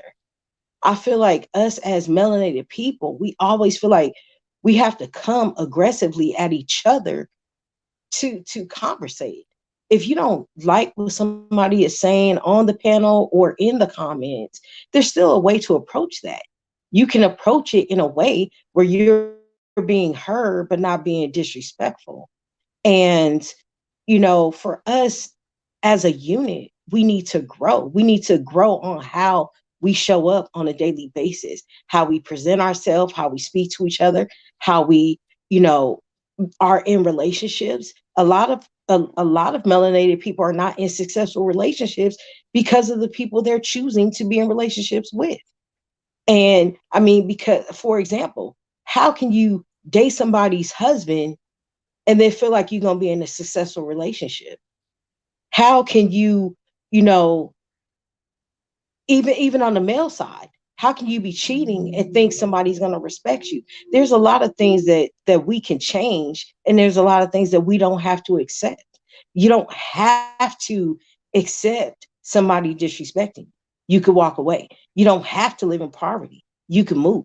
There's a lot of things that we can do to change ourselves. We just choose not to. Again, definitely bat signals. They're hitting all the time. We just choose not to listen to them. And you know, a lot of us get upset when our melanated men say they dated outside of their race. But again, what are we bringing to the table? I'm not saying that we as women always have to bring everything to the table, because I think it should be equal. I think that for me, the way I cater to my husband, I feel like he caters to me more. But we have always been very intentional about our plans. We've always been intentional about the way we communicate. We've always been intentional about outside noise. We've been very intentional about everything that we do. And that's how I live my life in general. You have to be very intentional about everything. I can honestly say I started from the bottom, but I chose to live a different lifestyle. That was a choice I chose to make. I don't think I'm better than anybody else because I feel like everybody has equal opportunity. If you choose to stay in a rut, that's because that's what you're choosing. Because we can't always blame it on the genome. We got to look at self. I want to explain this. Go ahead, Aubrey, and then I want to go into this. Because some people are new to me and they have no idea what a bad signal is or what we mean when we say that. And so, go ahead, Aubrey. No, explain that first because I got to go all the way back to when we were talking about what is the solution. So explain Okay. that first. So I wrote down what's wrong with me. A lot of melanite women, black women, that's what we walk around with. That question is burned on our forehead. But what's wrong with me? But why not? What's wrong with me? So that is a question. She come back up. I'll put her. That we walk around with. A bad signal is a term that I've coined and I teach on in a lot of my self-help classes. Bad signals is just that. What's wrong with me is a bad signal that shines up in the sky that other broken people will see. Mm-hmm. They will recognize and they know how to misuse, abuse, and step into your experience Part. and show up and write you into their script in some kind of way. Right. And so if you have not looked at your script of your life to understand how you are showing up, how did life show up to you, what bad signals do you have, then you don't know that you've left people with bad signals. You don't know that you have bad signals. And not only you've left your children with bad signals, and so not only fucked up people see your bad signals, healed people see your bad signals. So when you're coming into their space of existence and they're like, Keisha, don't bring her over here. And first thing she do, come in loud, yeah, bitch, I heard you. Don't. That's a whole bad signal. Mm-hmm. Nobody wants to deal nor be bothered with that. So that kind of bad signal shows up in the black home and in relationships. That is the bad signal that a lot of melanite men see that they feel like they don't want to deal with. Because you're not going to see a black man come in like, yeah, bitch, yeah. They're not coming like that. Their bad signals show up in a different way, but they have them. So when we're looking at bat signals, you got to go into that question. What bat signals are you walking around with? How are they shining? How are they shining? How are you showing up? And you have to look at that and fucking realize that is a real thing. So yes, I want our black women, our melanite women to be loved and respected, but we also must tell the truth about the bat signals that you come with, because we do come with them. Now, we can, like I said, I heard him say and affirm his truth, but I also heard his mom has bad signals, and because I'm a healer, I tend to go to that first, you feel me? But I absolutely fucking heard it, He was very honest about it. Do you know what your bad signals are, Shanji?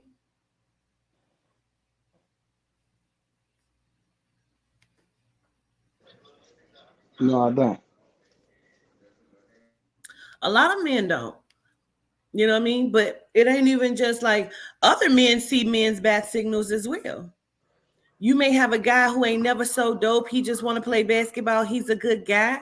And then you going to have motherfucking Tyrone up the block who come from a fucked up home, who ain't never had no good shoes. And he's looking at Kiwan, motherfucking well-dressed ass. And Kiwan just seeing like, hey, what's up? He want to be his friend. Tyrone is like, nigga, fuck you. That's his bad signal. That's how he's showing up. Self-hate because there's something about Kiwan that he's fucked up about.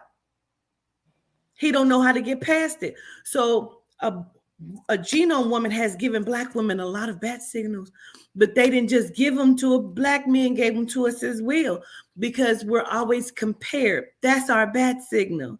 Like, well, what's wrong with me? Why are you choosing her? What's wrong with me? A lot of us are carrying that bad signal and we don't even know that we showing up that way. We have to learn how to speak. We have to learn how to talk. We have to learn how to respond. We have to come in with true intention of wanting to heal and heal each other, because our bad signals are always showing. People see them, no matter if they healed or not healed. You feel me?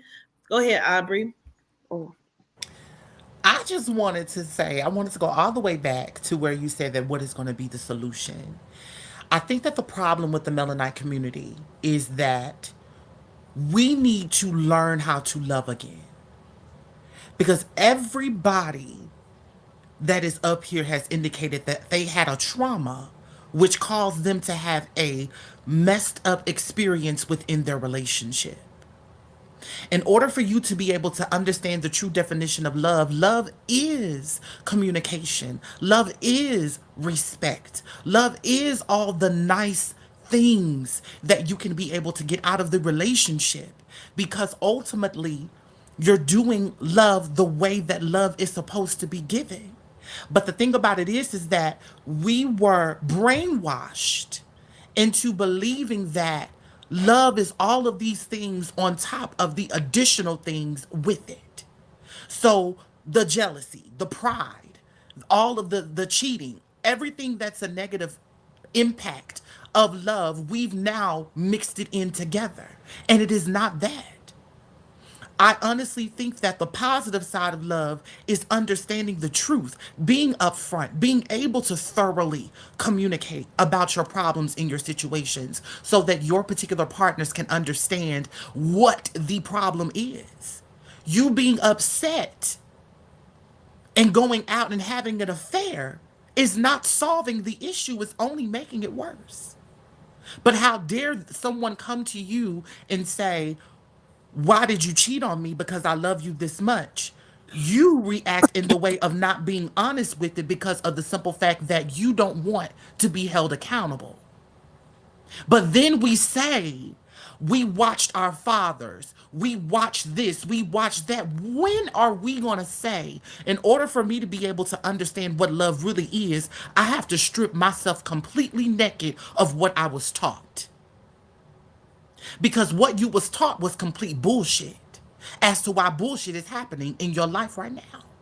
I said that on Sean G podcast a couple of days ago. Miss Quatita was on there, but I just want to say this: before we can actually learn how to love again, we got to learn how to heal. Because if Right. But you bring hold on, up, Terry.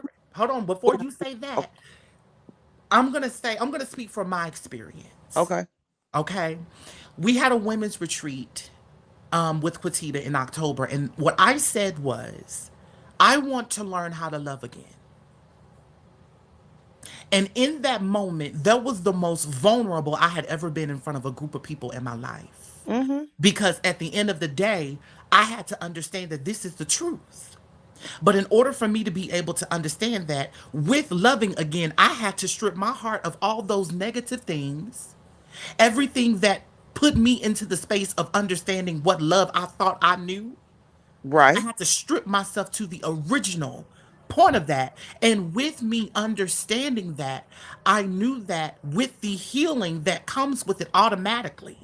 Because once everything is stripped, you're automatically going to heal. And it's going to be an understanding of, oh shit, I was really holding people accountable for things that they never needed to be held accountable for. I said that too. So But ultimately, another the thing y'all healing have is to going to be automatically. But with the love comes the prize of all of the great things that stems from love, for which we should have already understood anyway. come but on but now. but before you can do that, we need to work on learning how to accept love. Well, Sean, let me say this real quick. The only reason why I said we need to learn how to heal first and then love, because you see it every day. People are breaking up and going being in another relationship within a month's time, and they haven't taken any time to heal. I think that everybody needs to face their look at themselves in the mirror. I think it's time for people to look at self. If we focus on self and correct ourselves, nobody would have to correct us because we will already be walking in our godlike energy. This is true, but people need to also learn how to accept love. Yeah, but this is what you keep. Okay, let me touch on But that. wait, hold on. Let me say something, Oh, Terry. can I? How I can have to we touch on that, please. how can we learn to accept love when we don't even understand what it is? See, understanding what love is by yourself is within that healing journey. So therefore we can be able to understand what your love language is. Love language does not come automatically. It comes with constant communication. You said earlier the only way that you're able to know all of these great things about your wife is that you decided to take notes to understand the things that she liked. So that with your love language and how you communicate with your love, you are able to shower her with all of these great things that she loves and she desires. So Correct. ultimately, in order for anyone to be able to accept what love has to give to them, they have to understand what love is in general. And Right. what it is a healing process. You So have to be ready to heal to understand the bulk of how powerful that LOVE is. yes, Don't tell me if you love me if you don't understand the love of yourself. yes, This is true. that's But true. do you know why she's able to? You know why she's able to love me the way she do? How? Because she accepted the love that I was given. But she may be a healed woman, Sean G, at the time to say, you know what? I understand this love language. And outside of that, because of the woman that I am and where I am in life, I can understand and accept where he is. Every woman is on a different level. Yeah. Every woman experiences different things, and every man is on a different level as well. See, men look at you, Sean G, and expect their woman to give them level 36 when they're on level 1.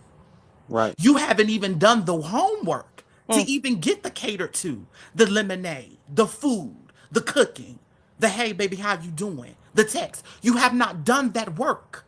we just had this conversation. Until you do the work within the inside of you, you have no reason or no fret to be mad at anybody for not accepting the bullshit you're trying to give. Right on. Mm, People give bullshit and expect somebody to give them the Rolls Royce, Mercedes Benz, and the Lexus when you really have a lemon Toyota Camry. I mm. like you, girl. I like you, girl. Say it then. At Go this on and say point, it. we have to take the accountability. I'm so tired of us feeling as though that it is okay for us to be like, you know what, well, this happened, but I'm healed. No, you're not. You're bitter. And you have not told yourself, okay, I am bitter because of what man has went through with me, what he has done to me, all the shit he has put me through. But a man also have to understand that, you know what, Tamika, I cheated on you. I hurt you. I had a woman to fuck up what we had. And because of that, it is because I saw my father be the pimp. I saw my father be the player. I saw my mother disrespect my father and not take the love that he gave to her. That is your story. And you have to heal from that. But holding Bat somebody else signals. right. And because everybody wants to hold everybody accountable, nobody is really looking at themselves. You got to look at yourself in the mirror when you wake up in the morning. You're not looking at nobody else, or well, in the rising, sorry. You have to look at yourself. When I got on this journey for healing with Aubrey, it was all about what do I have to do to make sure that I no longer feel the love that I had because it wasn't working for me. What I know now is that the love that I have gained and the love that I have learned now has given me Quatita, has given me Malika, has given me Jose, has given me my new family, has been able to give me people that love me in the same love language I love them. Loved You ones. you are able to put anybody in your life that thinks the same way you think when you get out of the rut that people place you in. You owe nobody anything. I love the fact that Quatita always says, you owe nobody nothing, but you owe yourself everything. Everything. Thing. Mm-hmm. This is for men and women. You Mhm. owe yourself that. So if you're still harboring over an ex that hurt you 5 years ago, you are still giving that person the energy. Gratitude, Malika. She always say, stop giving people your energy. For why? For what? It's no reason. But what are we giving ourselves? Ourselves are we are making ourselves the doormat on purpose. Go ahead. I want to hear what True Tarot has to say about healing. What I was saying is, love is the highest frequency. Frequency, we know that. But if we continue to try to love, and and so many people who are not doing the work, there's a lot of people who are, and gratitude to them. But there's a lot of people who not only are not doing the work, but don't know how to do the work. So the first step for that I feel like will be the best thing for our community is to teach and to help people, assist them better with their healing, so that we can unlearn all the BS that we have learned and learn how to truly love. Because a lot of people were not taught how to love themselves from childhood until adulthood. So it is a self-love thing. It is a look in the mirror thing, because when you point out everybody else's flaws, have you even assessed yours? So yes, I understand that, but I think the healing is what's needed first. So, I heard what Shanji was saying about, and I didn't say Mr. Shanji speaker box say that time. Look at me getting comfortable. I heard what Shanji has said about being open to receiving love, being open to loving as well. I feel like both go hand in hand once you're in the space of the relationship. I think where Aubrey and True Tarot are hitting the target is that I would have never found the one to give that love to if I was not doing the work. Correct. If I was not, and that's the thing, a lot of people wait until the relationship or until that person is in their life to now maybe possibly start doing the work, but still show up for me how I'm telling you to. I'm setting expectations that I haven't met myself yet. You got to meet that. I'm not going to have patience with you, but I'm going to have patience with myself, and you better have patience with me too. You know, that ends up showing up.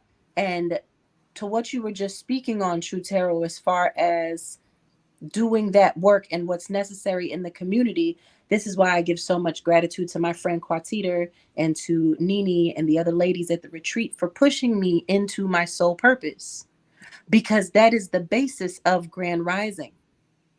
When someone opens the package and they call me and they're emotional, I express to them, this is the goddess's energy. Right. Because what's happened now is, like, when you get a package from Quatita, when you get a package from me, you're not opening it and it's just somebody stuffing something into a bag and like, take it, number, so on and so forth. Right. When you open this, we have changed your perception of the level of love you accept. Because I had a Melanite man call me and say, Malika, I've never been given roses before. If you've received one of my packages, you know that I put fresh roses in them, because I want you to know your worth. I want you to get the experience, if you've had it before, to feel it again. If you've never had it, to know that I see you and I see that you deserve your flowers. And now with me doing that for you, how dare you go out into this world and expect any less? The bar has to be raised. And that's the importance of space and aligning with spaces that speak to you and feed you in that way also. Go ahead, friend. Malika, can you speak on it in the sense of what True Tarot said and Shanji said about the healing and accepting love, and how people write you into their script because they don't know how to receive the love because they haven't done the healing? Mm-hmm.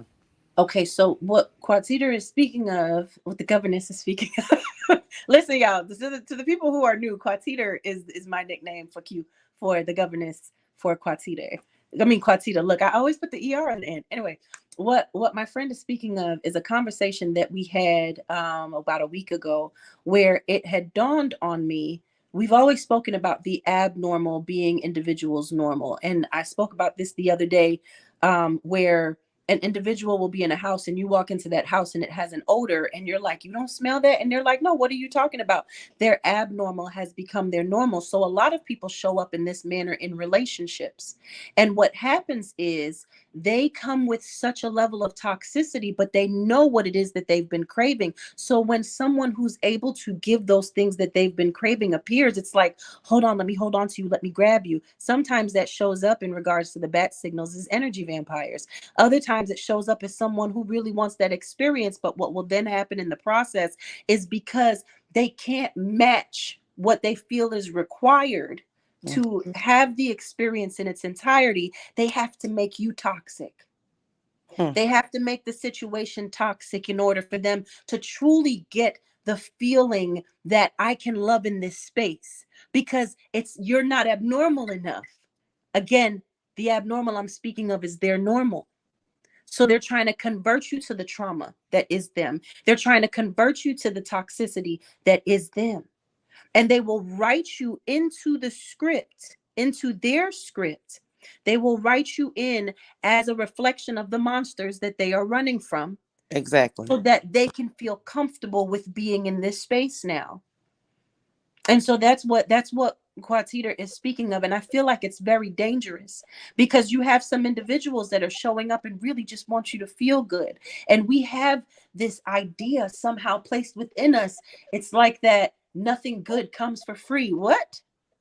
Guess what is real good that is free? Happiness. Choose it. Mm-hmm. Absolutely. There's so many things. And you'll hear people say, oh, he's just being nice to you. She's just being nice to you. They must want something. No. It's some genuine people. It's because I'm showing up as who I am, and it has nothing to do with you. It has to do everything with who I am in my essence. And if you feel like that is coming with something, you're going to be let down if you're around me long enough, because I know that my energy is exclusive and I don't give it to everybody. Everybody doesn't get to experience this. Absolutely. To piggyback off of what Malika saying is energy. I mean, we have to learn how to change our environments for ourselves, not for anybody else, but for ourselves. We have to learn how to gravitate to what is good. That's why I love listening to Governess, and I love listening to Malika and the panel and Aubrey, because every time I listen to them speak, they're speaking life. Every time I listen to them speak, even with all the crap that is set on Governess' table, she's always trying to feed and feed and feed and give. Even with what Aubrey's been through in her life, she's always trying to give and give and give. And the healing inside, when Aubrey said strip down everything, and you literally have to. You have to strip down everything and change your whole thought process on everything that you learned negative. Because for me, my mom was that negative energy. Girl, I was just about to go into that. Go ahead, girl. She was a mom. She knew how to be a mother as best as she knew how to be a mother. She was never on drugs, any of that stuff. But you could tell she had plenty bad signals because she didn't know how to receive love. Because I don't think she was ever loved growing up. But for me, I watched her and I watched my dad, and I made a choice. Because could I have been like that? And not saying I was been perfect all my life. I haven't, definitely have not been. It was a learning process, and it was a growth process. But you have to be open to the process. I'm very careful how I show up to people. I'm very careful how I speak to people. I'm very careful how I come at people. And Governess had to correct me one time, even in the chat. And she said, the way you came off to that person, how they received it. And even, in my own relationship with my husband, say the way you speak, it comes off sometimes for people not able to receive it. So I had to dig within myself and say, you know what? That's not how I want to show up to people. That's not who I am. I'm about love. I'm about unity. And I guess that's why I gravitate to Governess in the panel so much, because what they feed us and what they give to us in their time away from their families and their loved ones to feed into us. If you're not learning something from this, if you're not learning something from following Governess all this time, and even for the new people, if you're not learning something about what love is and what it is to be loved, then you're missing out. I'm big on vision boards. I'm big on words of affirmation. You have to start somewhere. And even if it's starting small at just putting something together with positive words, energy is everything. And when Malika said, I haven't received anything from you yet, Governess, because I haven't ordered my cards or anything. but I have received the goddess spray from Malika. And when I opened it, just the essence of it, I felt that energy the moment I opened the package, and I was not expecting it. And it was just such, you could just feel the love that was put into that package that was sent out. And that's the thing that we have to start looking for. We have to start looking for what is good. And even I'm watching these TikToks and all this stuff. It's a lot of negative things out there about melanated people. Can You I have step to learn to turn that off. before Malika? Because I want to talk to Ro. Is Ro available? I'm always pulling Malika's husband in. But I wanted to respond to what you said, truth be told. In order, in tarot, true tarot, in order for somebody to heal and receive the love, and to give the love, they have to be the love. You have to make the decision. You have to decide that. So many people don't decide it. You know, so many people won't decide it because of the fear. And that's what I was going to say, of being hurt from the mother. Shit, if I can't, my mother was my first God. If I can't trust my God, shit, I can't trust nobody. You know, and so when you're looking at it and all these people keep showing up to you fucked up, you know what I'm saying? You have to make a choice. I choose all the time to come back and either apologize, and say, you know what? Like I told Nika the other day, I said, listen, the way I may have showed up to you, no matter what was going on, however I took it, it was never my intention to hurt you. But that's how I showed up to you, because I'm responding to how everything is hurting me. So I had to make a choice to say, I apologize. That wasn't my intention. And I love you genuinely. And that's why I keep asking her to come back up here, because Black women are not angry. Black women can't get along. Black women know how to talk and fix shit. Mm-hmm. And we have to make that choice. What you gonna say, Nika? I was just gratitude. Goofball. Just a goofball. That. But Shanja, you know that's my personality on and offline. Like I'm such a goofball. But I was going to say sometimes, and I had to learn this. A lot of times we don't know, we can't identify what love truly looks like, how it feels, and what shape and form it come in. Sometimes, y'all, the love we give from people, we expect more, but sometimes that's all the love that they have to give. You get what I'm saying? And I'm listening to the love, love, love, love, love, and I think the one thing we have to process is love ain't gonna always show up as unicorns and rainbows. No. Sometimes sometimes it comes with truth. Truth Mm. is love. Yes. Truth Truth. is love. You Truth. understand? When you can hold someone accountable and yourself accountable, that's love for you. Because guess what? I tell my babies this all the time. You can lie to me all day long, baby. When you look in that mirror, you can't lie to that person. And in order to be truthful with that person, you have to love that person that you see.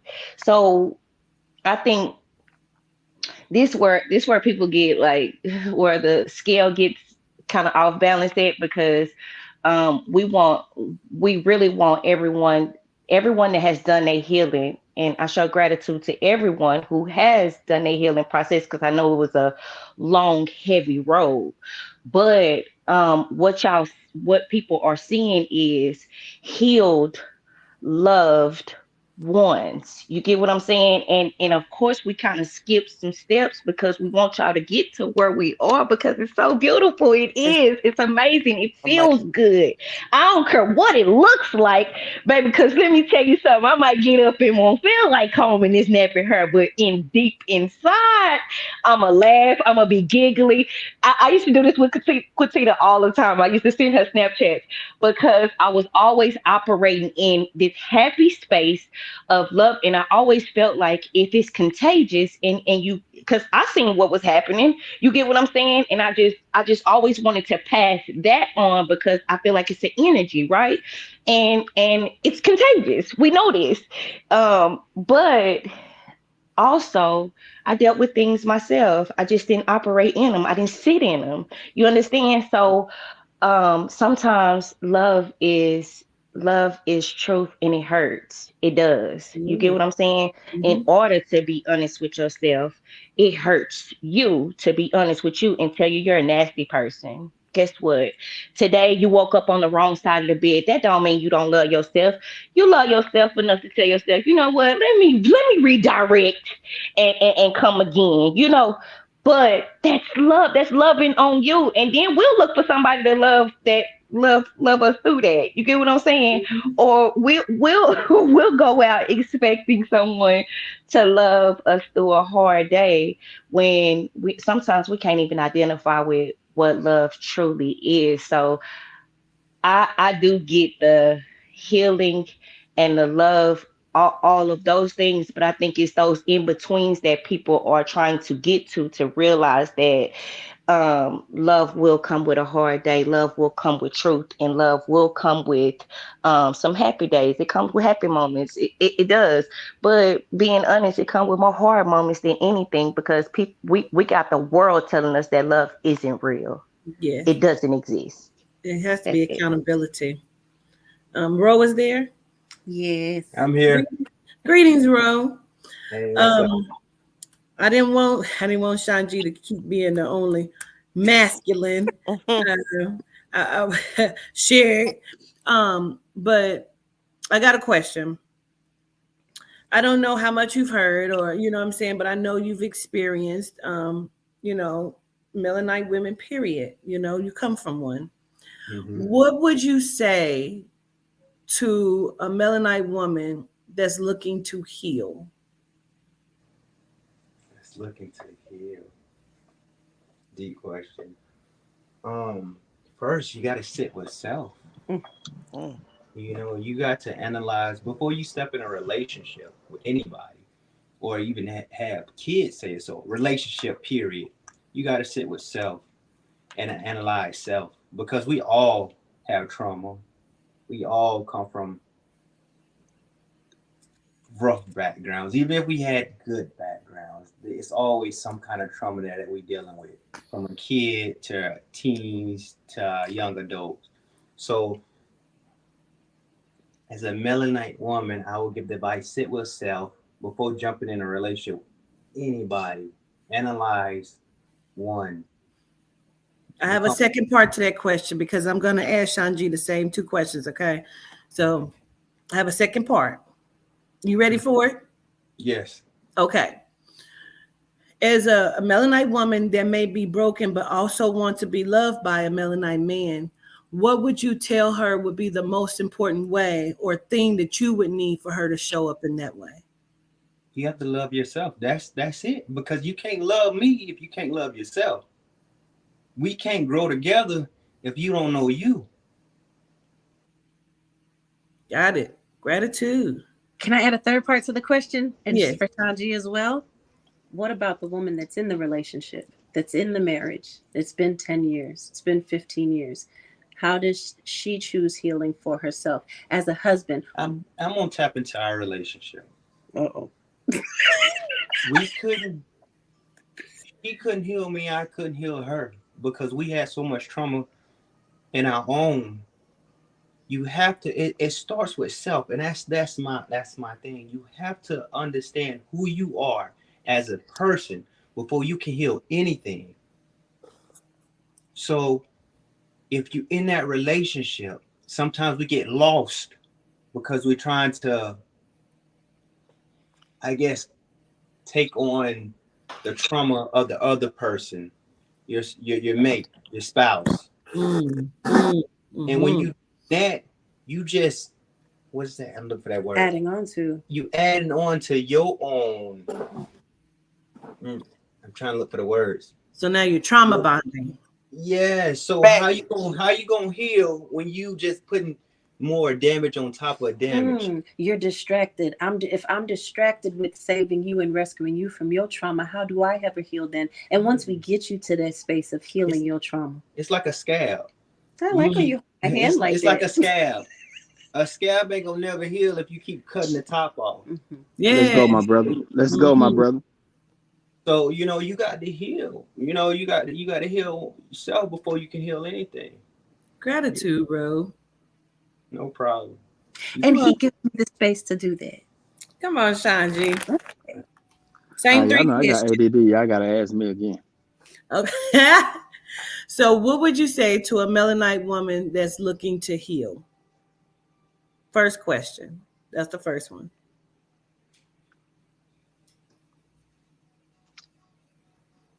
Can I go with the same answer he gave for that one? Yeah, well, however you feel about it, yeah.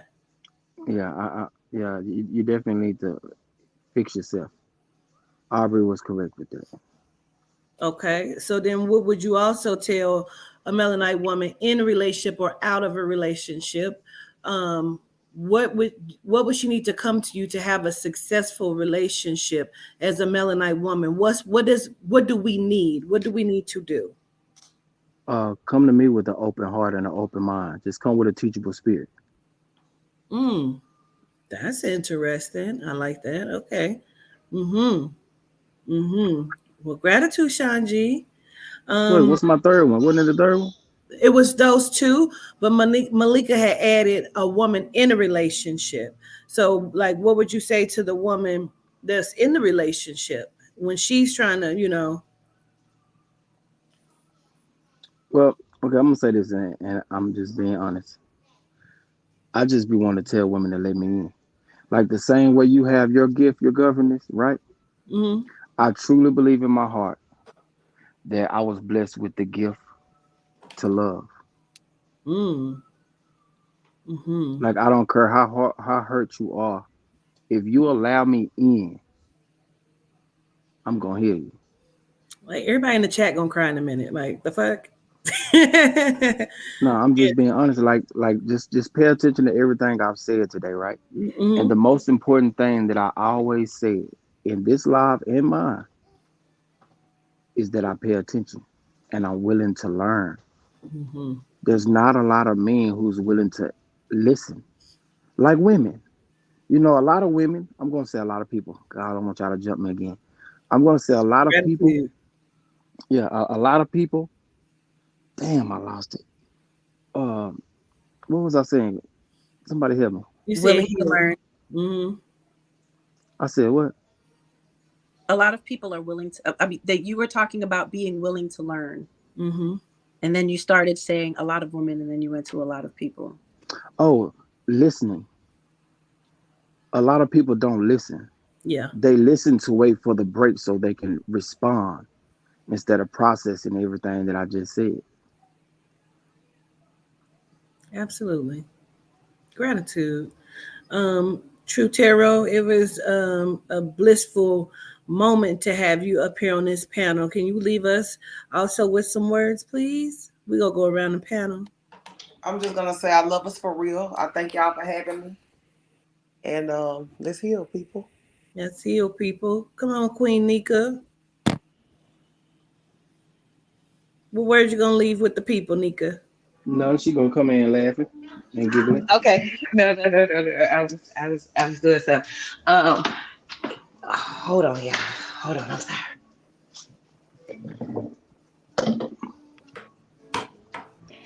I've been on her the whole time I've been cooking, Katina. And I'm done. Dang, where my plate? But anyway, okay. You know what's up. No, if I had anything to leave with you guys is man, pour into you and love on you. Even in a relationship, I've had to learn to put me first. And of course, everyone around me thinks it's the most selfish thing that could possibly happen. But what I needed them to understand is if I don't have it, how can I fill you up with it? So fill your cup up first. Let your cup overflow first before you can pour into someone else's. and then we can do it. So So no love you pouring from all from a an empty cup. huh? No pouring from an empty cup. Nah. I love all of you guys from a genuine place. Governess, I greatly appreciate you know, greatly appreciate it. Gratitude. And Gratitude. y'all have a great night. Love all y'all from a genuine place. Gratitude. Love you too. Come on, Aubrey. Mine is simple. Don't give up on yourself. You got to really be able to understand that this healing journey is going to be something that you have to be fully committed to. And I think that that is the biggest lesson that I'm learning throughout everything, because being committed to it, understanding that everything is not going to be like the panel has indicated. It's not going to be how you think it's going to be. You have to really take the time to understand you and what you want and what you're looking for and what you're asking for, what you're manifesting for. If you're asking for all of these wonderful, great things and you don't have any room to put it into your life, then why are you asking for it? Mm. You got to really take out the time to really just figure out the healing journey in the best way for you. It's for you first, and then everything else comes second. It's like you the main dish to the side dishes that's coming. Because together you make a meal. Gratitude, Aubrey. All right. Gratitude. Come on, truth be told. I'll go last. I first want to say gratitude to you, Governess, and to the panel for having me. I love you guys, support you guys 110%. The thing that I want to leave with our audience is find your balance. Everybody can, what a scale has and how that balance levels out. Find your balance. When you're off, look within yourself to figure out how do you come with that balance. I'm always looking at a scale in my head and making sure that my life is balanced. And the only way that you can do that is, again, being open to change. Just look at yourself, look at your surroundings, and be open to change. And I hope you guys have a wonderful night. And I show so much gratitude to you guys. Gratitude. Come on, Malika. Okay, Quatiter. So, who? Okay, so I said about 3 things in my head, and I'm gonna pick one. Don't think that stripping yourself down is a foreign concept. We came here with that knowing. You were conditioned away from it. If you've done it once, you can do it again. As a baby, as a child, when we first get here, when we come from pre-physical existence, we choose us first with everything. And Quatita and I have talked about this before. I've said it on different stages and stuff in regards to when you're a baby, you talk how you want, you walk when you want. Everybody has to act accordingly. Do not feel like that is a delusion, because that was your first existence in this realm. Mm-hmm. When we talk about filling cups, and for those who have not heard this concept as well, when you talk about filling cups and I'm always pouring out of my cup, it's never your responsibility to fill someone else's cup, just as it should never be someone else's responsibility to fill your cup. It is your responsibility to keep your cup full with all that is you. And in that, the same way Mr. Shanji, speaker boxer, I'm kidding, Shanji had stated that the importance is in learning. The first step is learning you and reading the most important book in your library, which is the book of you. Once you are able to fill your cup, you can then recognize other individuals that are giving off the bat signals in the best way of their cup being full as well. And that overflow is what many of you feel when you see us sit on this panel together. That overflow is what Quatita is talking about with Nika coming up here, and you can see that it ain't gotta be that when this is so beautiful and it could be this. It's your choice. You are the one who is in control of choosing what your reality looks like, what it feels like within this simulation. Choose accordingly and discern wisely. I love you. Gratitude, sis. Gratitude. For having an amazing Gratitude. Okay, let me Oh, get my Jerry Springer moment on real quick. You know how Jerry gave you the last words. Um, I wrote them down, so let me just go through them. First, your bad signals are not you. Recognize what they are so you can deal with them, heal from them, and learn how to love, choose you. And by doing that, you have to understand that you are enough, we are enough. Quatita's working on that. That is a daily process for us all, especially for me, knowing that I am enough and that I don't have to overcompensate or share myself unwillingly with people. So know that you are enough. You have to understand also how your table is set, because I firmly believe that as Melanites, we are the table. So when somebody comes to your table, how is your table set? Are you eating off of paper plates and plastic forks with paper napkins, or are you eating with fine china? So you have to understand that too. So you can't let somebody come and bring you dinner on a floppy ass plate. You understand me? Like if they want to be in your space, they need to come hard as china and present you properly, is what I'm saying to you. And so because today Malika and Shanji said the very same things to me today. Everyone cannot grow and everybody cannot go with you. Okay, so you have to learn that some people you're gonna have to just leave behind. Quatita, please. You're gonna have to just leave some people behind and learn how to be nice to yourself and be kind to others that also are a reflection of you, because you are the people that you surround yourself with. Birds of a feather flock together.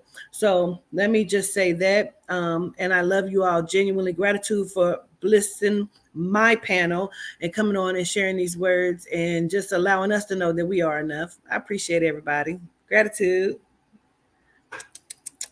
All right, y'all. Gratitude. Yes. Peace. Thank y'all for having me. Yes, Peace. sir. Gratitude for coming. Peace.